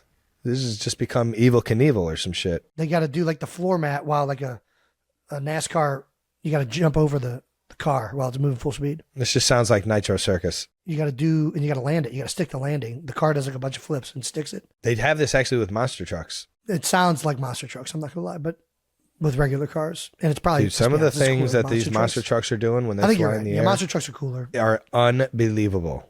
Yeah, you're right. It already exists. It's called monster trucks. All right. I saw a clip of somebody playing hockey and football. It was like football rules on the ice. Ooh, I did see that. That was it was nice. It's incredibly dangerous. I mean, didn't a hockey player just have a neck slit? Can you imagine trying to tackle somebody and drag somebody down with skates attached to their feet? I don't think they had skates on. I think it was just football on ice. Oh, they were just running equipment. Oh, good point. Well, either way, terrible idea because I don't know if people know this, but ice is harder than concrete. Hard as it sucks getting hit down on ice. Yeah. How about swimming and sharpshooting?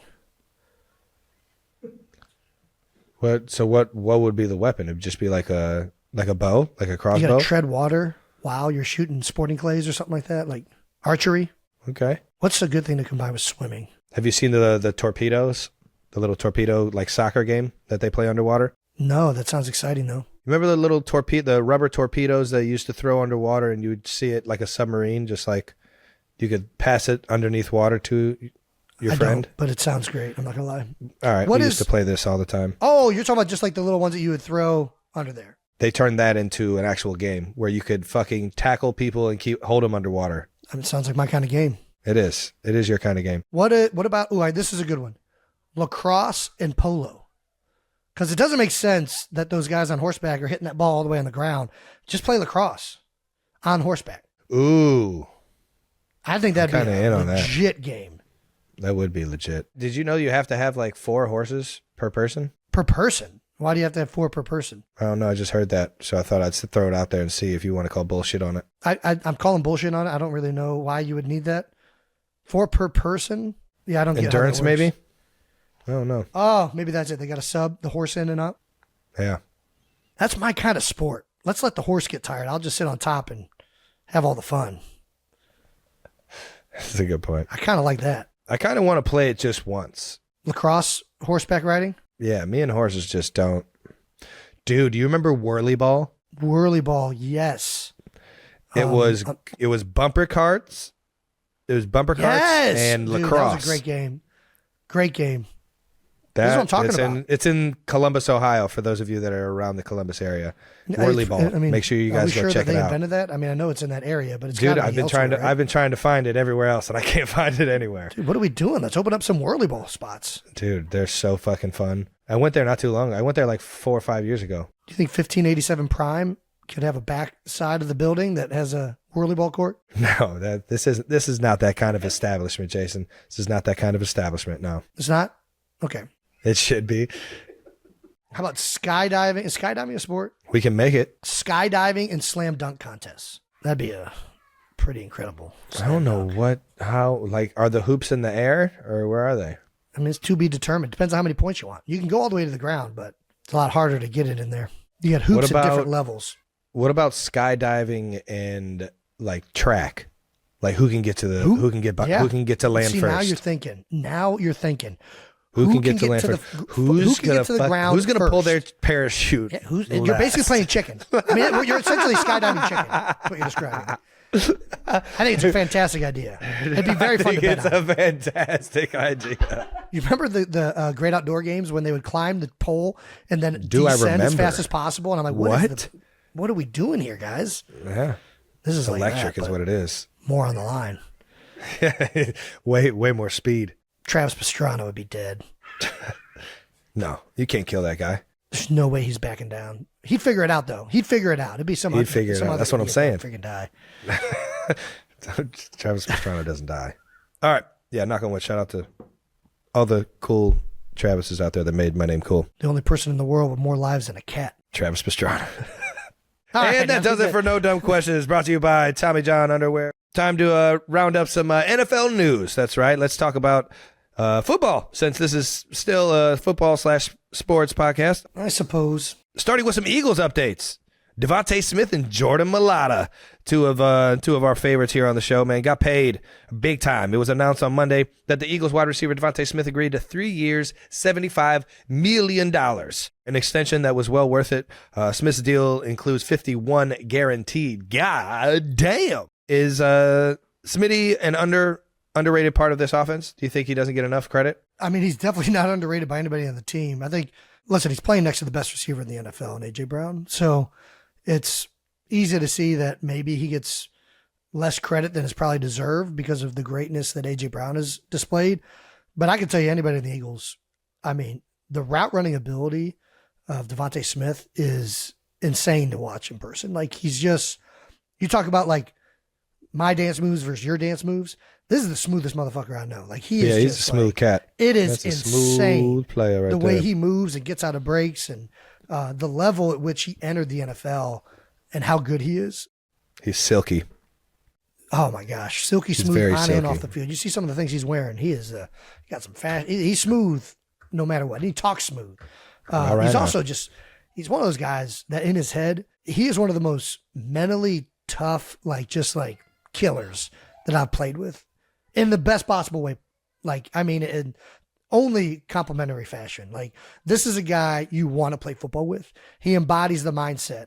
Don't let his skinny stature fool you. This guy has every bit of a football player's mindset. I cannot say enough good things about Devontae Smith as a player, as a person, as a personality. Outstanding young man who just got 3 years and $75 million. So shout out to my man Schmitty. That's a whole lot of money. And It's a whole lot of bread. And former guest on the show, Jordan Mailata, is also getting That's right. paid this offseason. Jordan and the Eagles agreed to a 3-year, $66 million contract extension, which includes $48 million guaranteed and $20 million in the signing bonus. He just got $20 million richer by putting his John Hancock on a paper. That's pretty good. How about that? That'll get you a whole lot of real estate over there in Australia. Hell yeah. You can go over there and get all that delicious candy, that good old rich chocolate. You can order at least 15 million blooming onions at Outback with that. Like, it is. That's a lot. Baby. It's the only onion I'll eat. Fried. Yeah. I mean, it's probably not buying you that much. I think they overcharge for the blooming onion, but whatever. It's damn good, though, man. It's damn good. Yeah. It includes $48 million guaranteed and a $20 million signing bonus per Adam Schefter. Yeah, man. It's Howie season. This is what Howie does better than I think. I mean, I'm biased, but anybody else at finagling the situation of the cap, what players are, first of all, due in real life, but then also what is going to be their cap hit. The Eagles are so good at moving that around and avoiding the salary cap from really ever being an issue. I can't think of one time in my tenure with the Eagles that there has been this issue with, the cap is too high or too low, or the Eagles don't have room to sign somebody that they want to. I feel like at all times they know how to move things around to get accomplished what they want to accomplish. And I mean, you see it from other teams. They just don't move with that type of fluidity. They get hamstrung with either guys who are really high on the books or, players that are unhappy with their pay. It feels like the Eagles, I mean, we saw that last year with Hassan, right? Hassan Reddick is now gone. He wanted more money last year. I just feel like the Eagles deal with that less than anybody else. They really are. This is one of the things they do so well is they know how to allocate these resources. They know how to move money around. I think in part that's a credit to Howie and his understanding of all of the ins and outs of the salary cap and the full ways to take advantage of the structures of these contracts. I think it's also a point of emphasis on Jeffrey Lurie. I mean, they have the cash to do all these things because it's one thing to be able to maneuver the cap, but it's also one thing that the owner has to be willing to shell out cash at different points to make these things happen and give the resources possible to the GM to do as much as this and to allow Howie to operate with this type of freedom. I think the both of them combined, as well as other people in the building, Jake, Bryce, like there's a lot of people in the building that go into making this one of the Eagles' strengths. But Howie for sure gets the credit, and he should. They know how to extend players, when to extend players. They know how to move money around. These numbers might look astronomical, but they know that the cap's only going up. And by doing these deals earlier, these numbers change as that cap goes up to be more in line with, or actually more of a, not in line, they're already in line, more of a deal for the Eagles long term if they believe in these guys, which they clearly do. So for good reason. Listen, I think it's certainly been a strength of the Eagles, and they have not shied away from, exploiting all of the rules and not carve outs, but all of the rules and different tools that are possible within the guidelines of the salary cap. They know how to finagle all that. And it's been one of their strengths, quite frankly. So shout out to both Jordan and Devontae Smith. Both of these guys are more than deserving of these numbers. There's a lot of guys around the league looking right now to get better contracts from their teams or to be paid what they think they're owed. And some of these teams are handcuffed, and that's based on deals and structures that they've already done beforehand. And you're seeing it right now. Well, I'm happy those two guys got paid. They're fucking deserving of it. Both not only two of the best NFL players in the National Football League, but just two of the best teammates and guys you could have around. So you love to see the good guys get paid and broke off accordingly, man. Especially when they're doing shit the right way. Packers to face Eagles in the league's first ever game in Brazil. That's right, Eagles, Packers in the Corinthians arena down there. Week 1, too. First game of the year. Breaking it out down there in Brazil. It's probably going to be hotter than hell, boys, so make sure you hydrate. Brazil is known to be right there on the equator, and we know because science. Well, no, it'll be winter for Brazil. It'll be winter for them down there at the equator. Yeah. Does that have anything to do? I don't think so. Tell me it's going to be snowing. When you're on the equator, I don't think it really matters. Yeah. I think it's just, yeah. What is it going to be? 80 instead of 105? I think that's a big difference. Let's be honest. All right, you got me there. I got myself there, I guess. The Corinthians arena is the home of Brazil's soccer team, SC Corinthians. It was also announced that the first game in 50 years. A game will be played on Friday night of the opening weekend in the NFL. So in history. Yeah, they won't jump off the season, but they'll be the first game that's played on Friday night. Yeah, the second game of the year will be this Friday night game. Listen, I know a lot of people have mixed feelings about this, especially Philadelphia fans. Big travel ramifications for this home opener. I'm excited about it. We've talked about this before. You and I are big fans of the international games. I think it's really cool. Playing in these unique situations and stadiums. I've been to Brazil. I actually went to the Brazil for the World Cup in 2016 with some fellow teammates, and it was outstanding. Obviously, this is a different sport. That was the country's national sport of soccer that I was participating with. But I went to Corinthians Arena. We got to see a game live there. How much walking did you do? Not as much as Coachella, but it was quite a bit of walking. Yeah, it's going to be an incredible experience. I fully anticipate that. And Brazil is it's got a wonderful culture. It's got great food, great people, a culture that likes to party. So they're going to be geared up for this.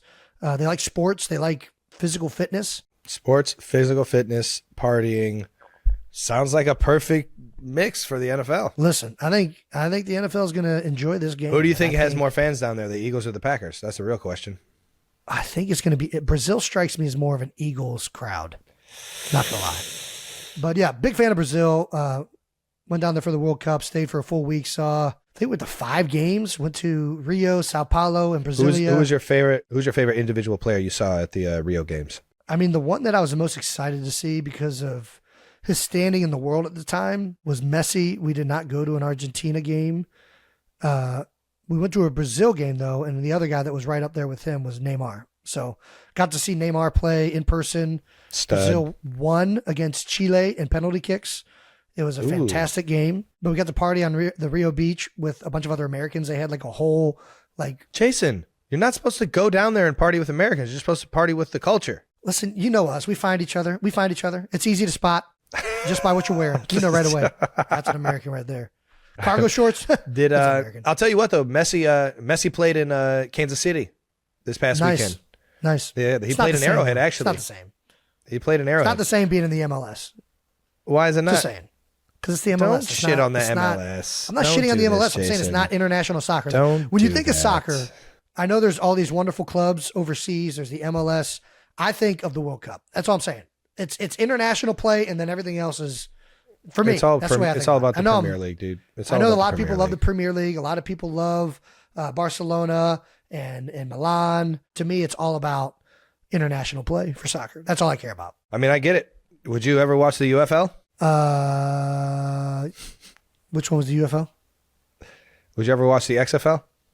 I would. You would watch the XFL, but you won't watch the MLS. I didn't say I won't watch it. I'm just saying it wasn't the same level as seeing Messi play for Miami is not the same as when he played in Barcelona or when he was at the world stage of the World Cup. That's all I'm saying. That's not the same. He just won the World Cup like less than a year ago.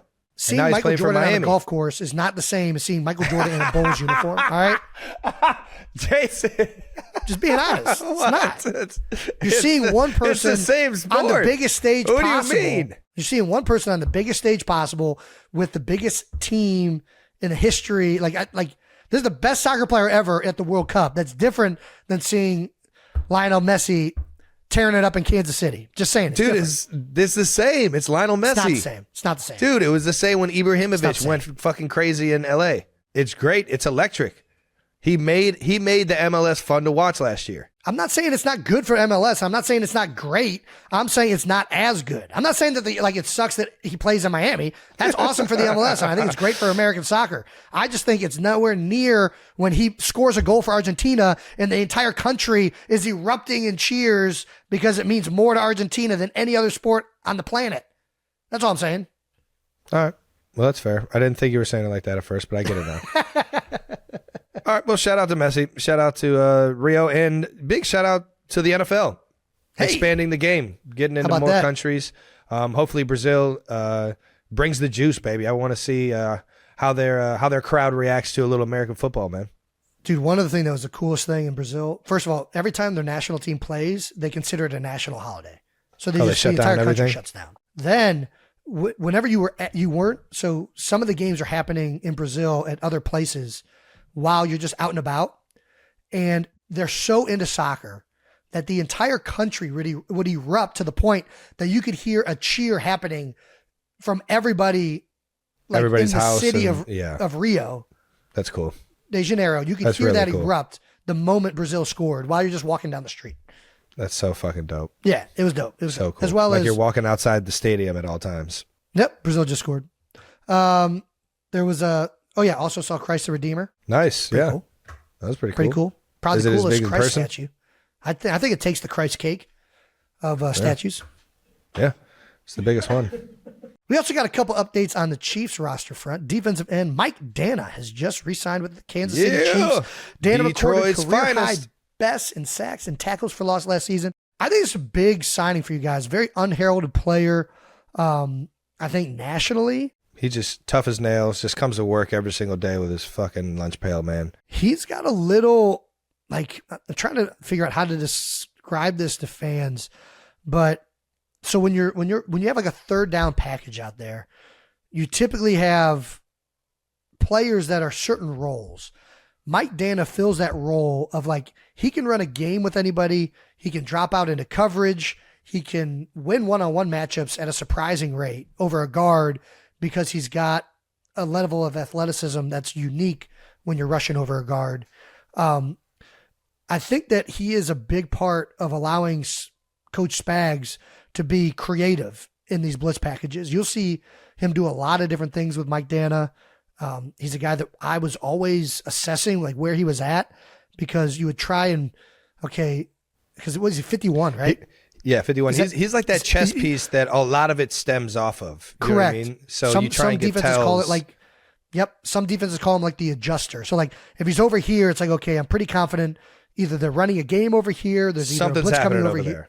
Or it could just be straight up. Spags is smart enough that he knows how to hide that.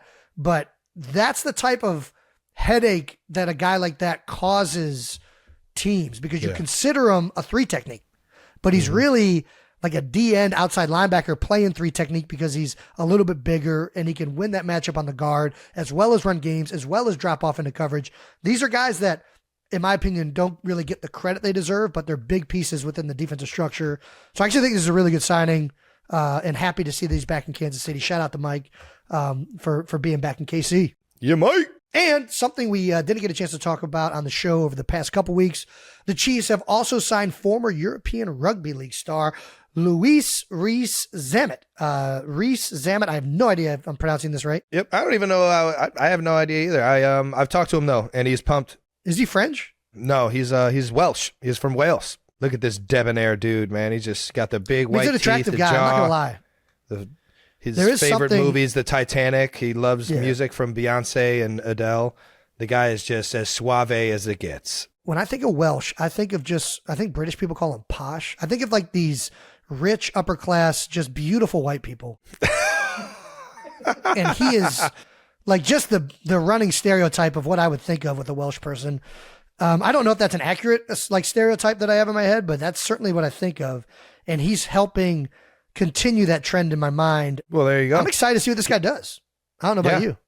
I'm pumped too. And he said he's ready for the lateral when we were texting. Oh, nice. So, nice. Well, listen, he I played told him, rugby, so he's going to be ready for that thing. Came in as the same program as Jordan Mailata, the International Player Pathway Program, so it won't cost you guys a roster spot unless you. Yeah, I think he even went to IMG too. I'm pretty sure he went to nice. IMG. Well, So it's very similar. one of the good things about this pathway is that it allows teams to take chances on guys without having to incur a roster spot. So the only way Luis will count against the Chiefs is if he makes the 53. I think that's how that works. Yeah, exactly. Outside of He gets, that, I think they're basically he gets like 2 or 3 guaranteeing- years to get him. Yeah. They're basically guaranteeing him a shot at potentially playing in the NFL, which I really hope this is a smashing success. The more international players that you see get the chance means the more international. The game's growing. Yeah. And you start to see, kids from those areas or kids from all over start playing the game a little bit more because one of their their own from their backyard found a way to be on top of a sport and be a part of a very small percentage of players that make it. And it's cool to see. I really just enjoyed the guy's energy so far. He's super excited about the opportunity that he's been given, knowing that not everybody gets these opportunities. And he was an absolute star in the European league that he was in, the European rugby league that he was in. So for him to make the jump and try and go from Wales to Kansas City, man, it's a pretty ballsy move and pretty cool move to be making, man. Lewis has wasted no time. He just got done working out with Pat and some of the guys down in Texas this past weekend. Travis, you said he talked to you. When did you get the chance to talk to him? And have you heard Pat say whether he's good or not? No, I haven't talked to Pat about him yet. Yeah, Lewis he's down there working hard, man, and it's gonna be a humbling experience. Yeah, it's gonna be a humbling experience at first. It's not easy to just make that jump. They're two completely different games, but he is an athlete, and that's what the Chiefs saw. He's a smart kid. He's a smart player. So he's going to be able to, pick up the offense eventually, but it's going to be a tough few months for him here while he's getting acclimated to the NFL, where we've been doing this since we were kids. And we've been playing this game. So we're just going to have just those little instincts that we've built over the years that he has to start to catch up with. So biggest advice I gave him was just try not to let it overwhelm you as much as it can. And just know that everybody believes that you have the potential to be able to play. So just absorb as much as you can, learn as much as you can in the short time that you'll have before the season. Listen, I'm excited. I know there's going to be a learning curve. I hope this guy takes the world by fucking storm. Me too, man. It will be electric. And I mean, Love seeing it, with man. a smile like that, this guy is, if he works out, he's going to be the most marketable player of all time. Look at that face. Yeah, we gotta love a debonair young man. Alrighty, and that wraps up another episode of New Heights, everyone. That's right. Yes, it does. Man, it's good to be back. I love the guests. Sometimes I just love bullshitting with Trav. Alrighty, make sure you're subscribed on YouTube to the New Heights channel so you know when all the new episodes are coming out. We'll be back with a new episode next week with special guest, Mr. Cheeto Andrew Santino. Listen and subscribe wherever you get your podcasts. Once again, New Heights is presented by Wave Sports and Entertainment and brought to you by Buffalo Wild Wings. Let's go, Sports Bar. Follow the show on all social media at New Heights Show with 1S. Thank you to our production and crew for everything, not only this past weekend in Cincinnati, but for always making us look good on here. Thank you, 92%ers. Until next time, peace.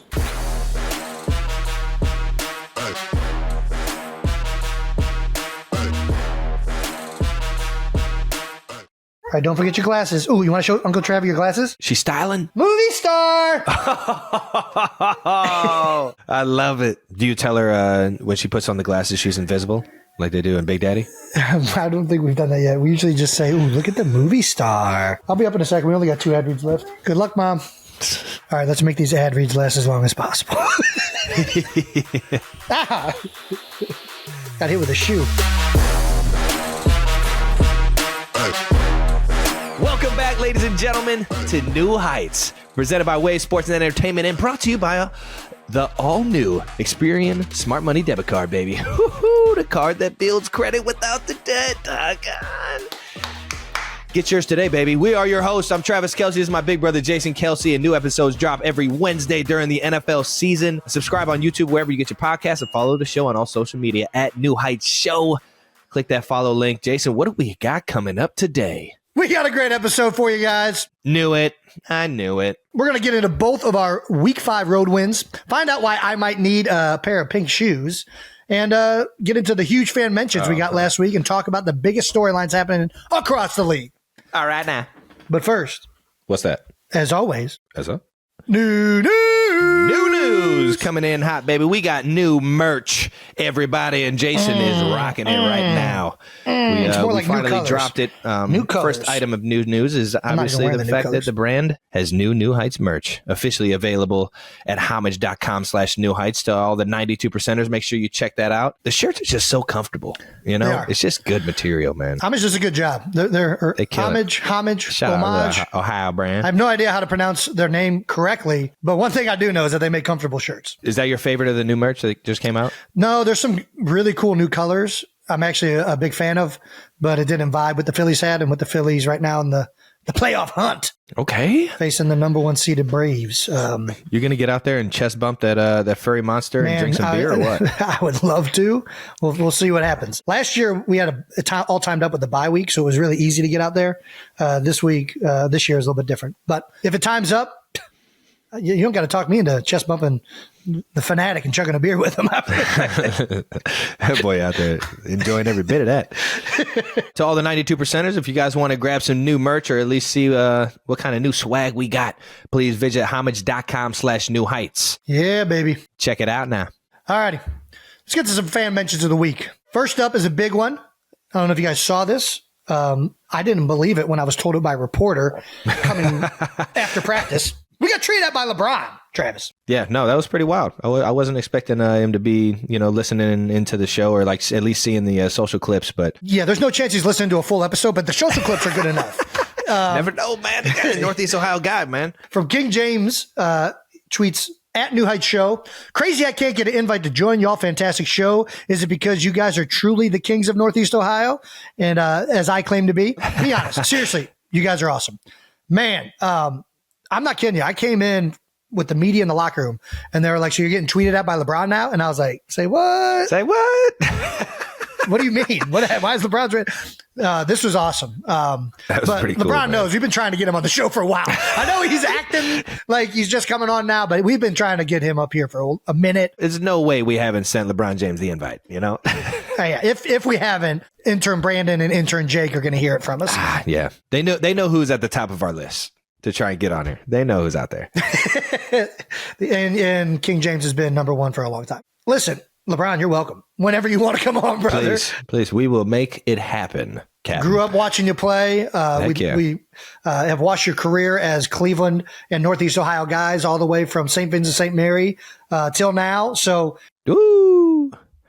It's so crazy, man. yeah, I think it's safe to say it would be an honor to talk to you. Heck yeah. I remember I went to a game down at Cleveland State when I was in 7th grade to go watch LeBron James play high school basketball. He was selling out arenas like all over Northeast Ohio and like selling so many tickets that they had to take it to a college arena or To a college. yeah, the Gund Arena at the time or the Cavs Arena. It was either one of those two. Yeah. And I saw him. I ended up seeing him at Cleveland State, and man, he went off the backboard, threw it down. I was out of my seat. I was like a little kid getting excited for like the new wave of what the NBA was going to look like. And sure enough, he didn't disappoint, man. He just kept rising and rising, and it's been cool to follow him. I remember actually watching like it just kind of came up about LeBron James like being a great like football player, Yeah, and they yeah. showed some of his like high school highlights.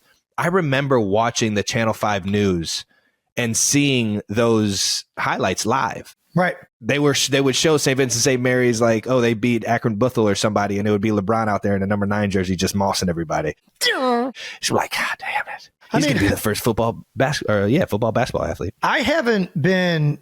I mean, I guess I do kind of get this.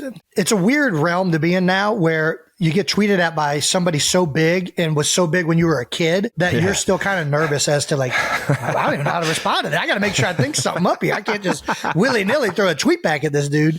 You know what I mean? Like I feel like a school kid again, little schoolgirl. This shit's cool, man. Yeah, it was wild times watching LeBron come out of Akron, Ohio. When he got drafted by Cleveland. I know. It was electric.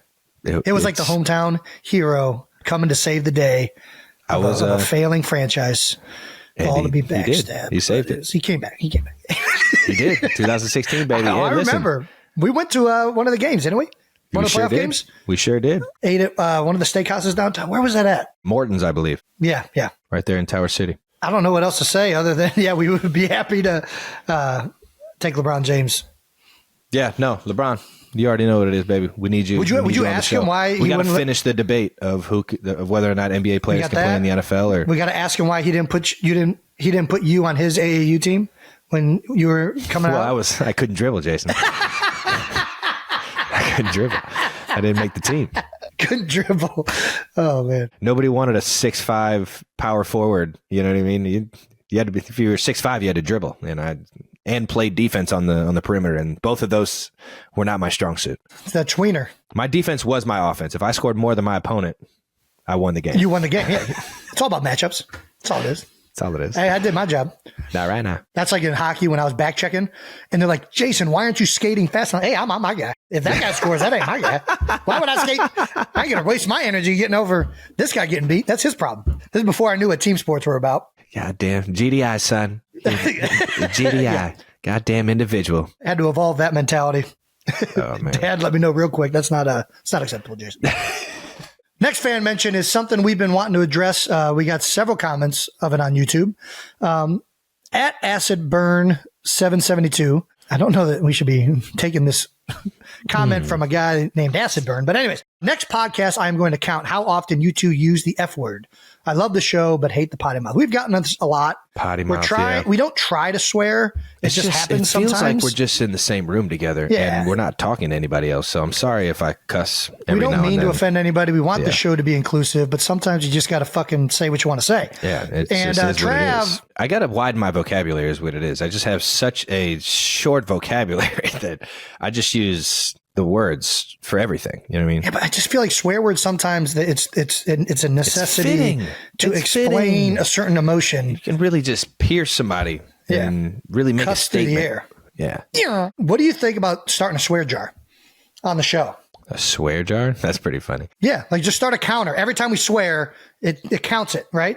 Okay. And then maybe potentially down the road, that count turns into some type of charitable donation based off of the count. Ooh, where do you think it would go?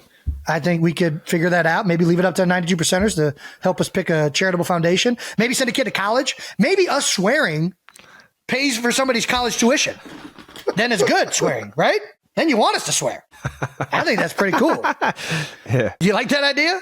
I think it'd be fun. The fucking New Heights College Scholarship. There we go. Yeah. Huh? I don't know how we got here, but I'm in. Let's fucking do it. Let's fucking go. That's 2 right there. I don't know what 2 means. Is that 2,000? Or is that we got to see what the count looks like. Yeah, we got to. Math is to be determined. We do know the count will be indicative. I don't even know if that's the right word. That's why I swear, because I a lot of times they just throw out random long words like they mean anything. All right, here we go. That's it for new news. Keep it moving. Thank you for bringing that to our attention. Hopefully we can send a kid to college and get them a fucking education so they're not swearing all the time. Cheers, boys. That does it for fan mentions for this week. Thank you always, 92%ers, for giving us some good content to talk about. Let's keep this thing moving and jump into no dumb questions, because everybody knows there's no dumb questions, just dumbass people. Just a world full of dummies. And you're looking at 2 of them. But your questions are not stupid, so keep them coming, baby. No Dumb Questions is brought to you by Buffalo Wild Wings. Hey! Let's go, Sports Bar. There we go. Got it on. Perfect. Nailed that one.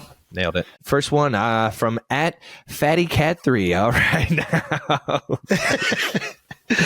It's a good handle. On Threads, can you explain zone coverage?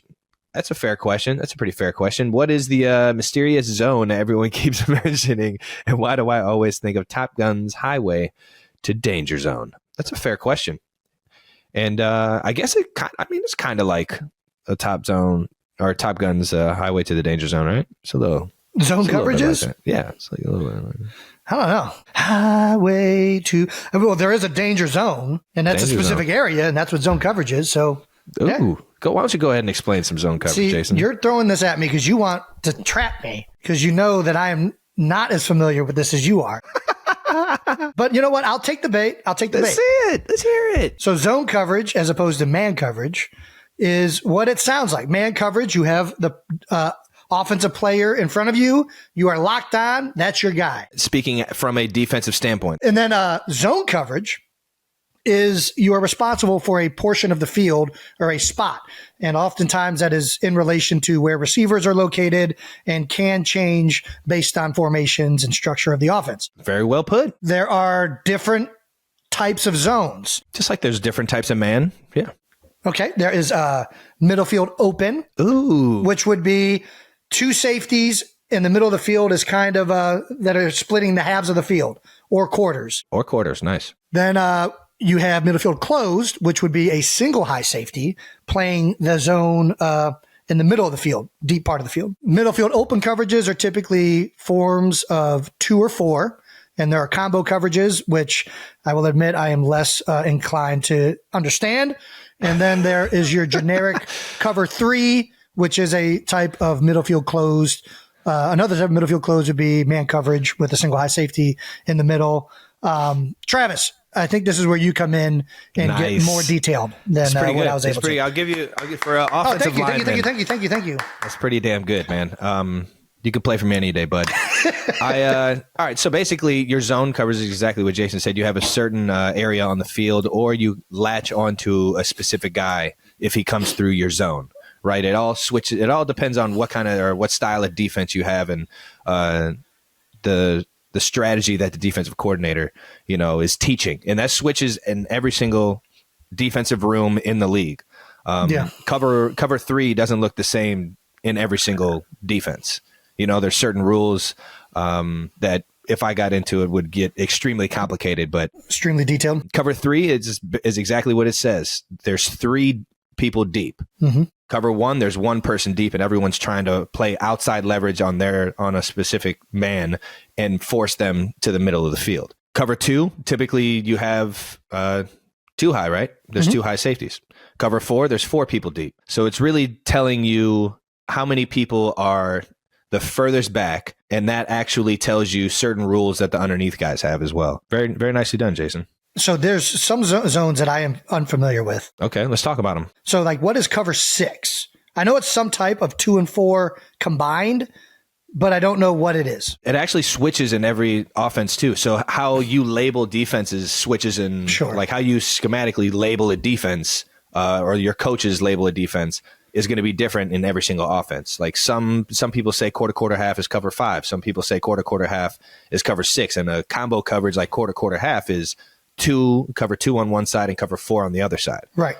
And what that does is just presents certain answers for teams if they go 3-by-1, situations like that. Yeah, that's all I really got for you. So it's like quarter half more based on offensive. Like, would that be like something where they'd call cover 4, but then because there's so many players to a certain area, they play cover 2 in the other side too, because there's less space over there maybe for one player? I think it's called right away. I think it's called right away. Some people just love to run, cover 2 or cover 4 to a 3-by-1, even in a 2-by-2, and just give like certain blitz looks out of it. It can get pretty complicated, but at the end of the day, they call quarter half because there's quarters. There's technically 3 safeties deep, but there's if you look at the middle of the field. Yeah, if you look at the middle of the field, all right, nice. If you look at the middle of the field, one half of the field is playing cover 4. and the other half of the field is playing cover 2. So it'll look like there's 3 safeties deep, but you're really playing a combo coverage of a middle field open style defense. Yeah. Which typically presents all the underneath guys that have inside leverage, except for the corner in cover 2. Yeah. I don't know if any of this is helping you, Fatty Cat. I hope we answered at least something. Yeah. I think the bottom line is a lot of the zone coverage principles allow the defense to pass players off and sit in their areas, and that or there are certain route combinations and Concepts. Thank you. There are certain concepts that are good for different coverages, for zone or man. All of these things are called usually with certain things in mind. And when the defense can make these zone coverages look as similar as other zone coverages, make them all look kind of the same, it presents difficulties in trying to decide where players and defenders are going to be from a leverage standpoint. Good DCs make them all look the same, in my opinion. If you can make your 2, 4, 3, if you can start in the same presentation and get to it, that's when you really got something tricky going on in the back end. If you can hide it, man, it becomes tough. It's harder to do than it says. And if you got some players that are horses, you can get compromised trying to hide it. But it definitely it's harder when you don't know what it's going to be. That's for sure. Anything that, as a defense, anything that you can do to just get the offense to be a tick off, because a lot of the offense is based off of timing. The quarterback's drop when he has the ball in his hands. The timing of a certain route, an over under read, and there's so many different reads for the quarterback, but it's really based off of his timing, his footwork, his feet, and his progression throughout the play. All have to match up and kind of be in sync to get the ball out on time. And if you can get an offense to kind of tick their feet or second guess, that's when you got something. Fatty Cat, I hope that kind of explains zone and what these zones are. Yeah, Brandon, we're going to need you to clean that up too. We're going to have a test here for you coming up. All right, here we go. All right, now. The next question is from Lilo. I think I got that. Lily, 84. All right, on Instagram. What was the best school lunch in your opinion? I'm going back to PB&J. That was the one that we had the most. Yeah. It's so complete as a sandwich. Have we talked about this already? I mean, I eat Uncrustable probably more than I eat anything else in the world. PB&J's. Listen, Uncrustable has been a fantastic invention that was not around when we were kids, but we would have been on board with that shit for sure. I mean, chicken nuggets, you can't go wrong with chicken nuggets. Chicken nuggets? How are you having chicken nuggets? You're talking about hot lunch. The school's making it. Yeah, 100%. What else? Pizza. Schools made pizza. Yeah, they made chicken nuggets. There's a few, pizza bagels. I remember that at Fairfax. Oh gosh! But it was an actual bagel. It wasn't like the little ones. I remember we got packed lunches a lot growing up. Yeah, 100%. Mom and Dad definitely were packing lunches and acting like they were trying to be healthy, but it was not healthy. Gushers, fruit roll up. That was gosh. You always got that one. How did the company, whoever makes fruit roll up, how did they convince moms across America that was like a portion of fruit? Like that was like the fruit side of the lunch. I got my PB&J and my fruit roll up. It said it on the box. It said it on the box, guaranteed. Like that is amazing. What's the Tommy Boy line? It says it on the box. I want it on the box. It needs to reassure. Hey, look at me. I'm. No, the biggest thing about school lunch. Sure. Tater tots are great. You can't go bad with those. So at Cleveland Heights, we used to get open lunches where you could leave school premises. Well, actually, that was before, and then we just kind of did it. Yeah. And there was a Wendy's across the street. I'm not kidding you. Every day for about 2 years. Junior bacon cheese. Dude, I junior bacon cheeseburger. 2 junior bacon cheeseburgers. They were on the $1 menu, man. And a 5-piece, man. This is 5 before pieces the were on value $1 menu. too. It's all the $1. That's what I'm saying. It was 2 junior bacon cheeseburgers, a medium fry, a Frosty. Frosty, you had to get the Frosty, man. And 2 nuggets. I think it was 5-piece, maybe it's 6. I can't remember what the number count was. This was every day, folks. Every day. And then I would come into the lunchroom and I would get a honey bun and a fruit punch Fruitopia. Fruitopias were undefeated in the Cleveland Heights University High School District. And that is how you build a world-class athlete, ladies and gentlemen. That was the best, man. Did you ever get in any food fights at Heights? I did not. No? I've witnessed them. Dude, I was a fucking menace, dude. I was eating at Wendy's. I wasn't in the cafeteria very often. I was Early a on, menace. freshman year, I was in the social room and in the lunchroom a little bit. But then after that, I was at Wendy's, dog. I got some karma, man. I got some bad karma coming my way, man. Did you start some lunch? Dude, every fight, I would start a food fight. Anytime I would see like a fist fight, Yeah. because you see a fist fight, everybody gets up from the table and like runs over to like see who's fighting. Well, that means there's a bunch of trays with just waiting to get tossed. Just throw an open milk carton, watch it splatter on the wall or something, and now all of a sudden everyone's throwing. Oh man, I definitely ruined some. I ruined some people's day for sure. I just like watching Mr. in all these situations. Dude, Mr. We So can't Mr. name names. for We those can't of you name guys- names because he ended up getting canned. Because of that? I've seen a security guard at Heights. Who used to play arena Break a- football, play college football. The most yoked individual I've ever seen in my life. Like, he ran the entire building. Break up a fight as another fight's breaking out. Taking a kid to the office from the cafeteria in the main hallway. Another fight breaks out that looks extremely out of control. So he's like, "Oh, I got to go make sure nobody gets hurt right here." Tells the kid to stay put right there. And you're listening. No? Didn't listen? As soon as he let him go, tried to jet out of there. Immediate. It was. You can't outrun Mr. It was so no. Sorry, you can't outrun teacher X. What?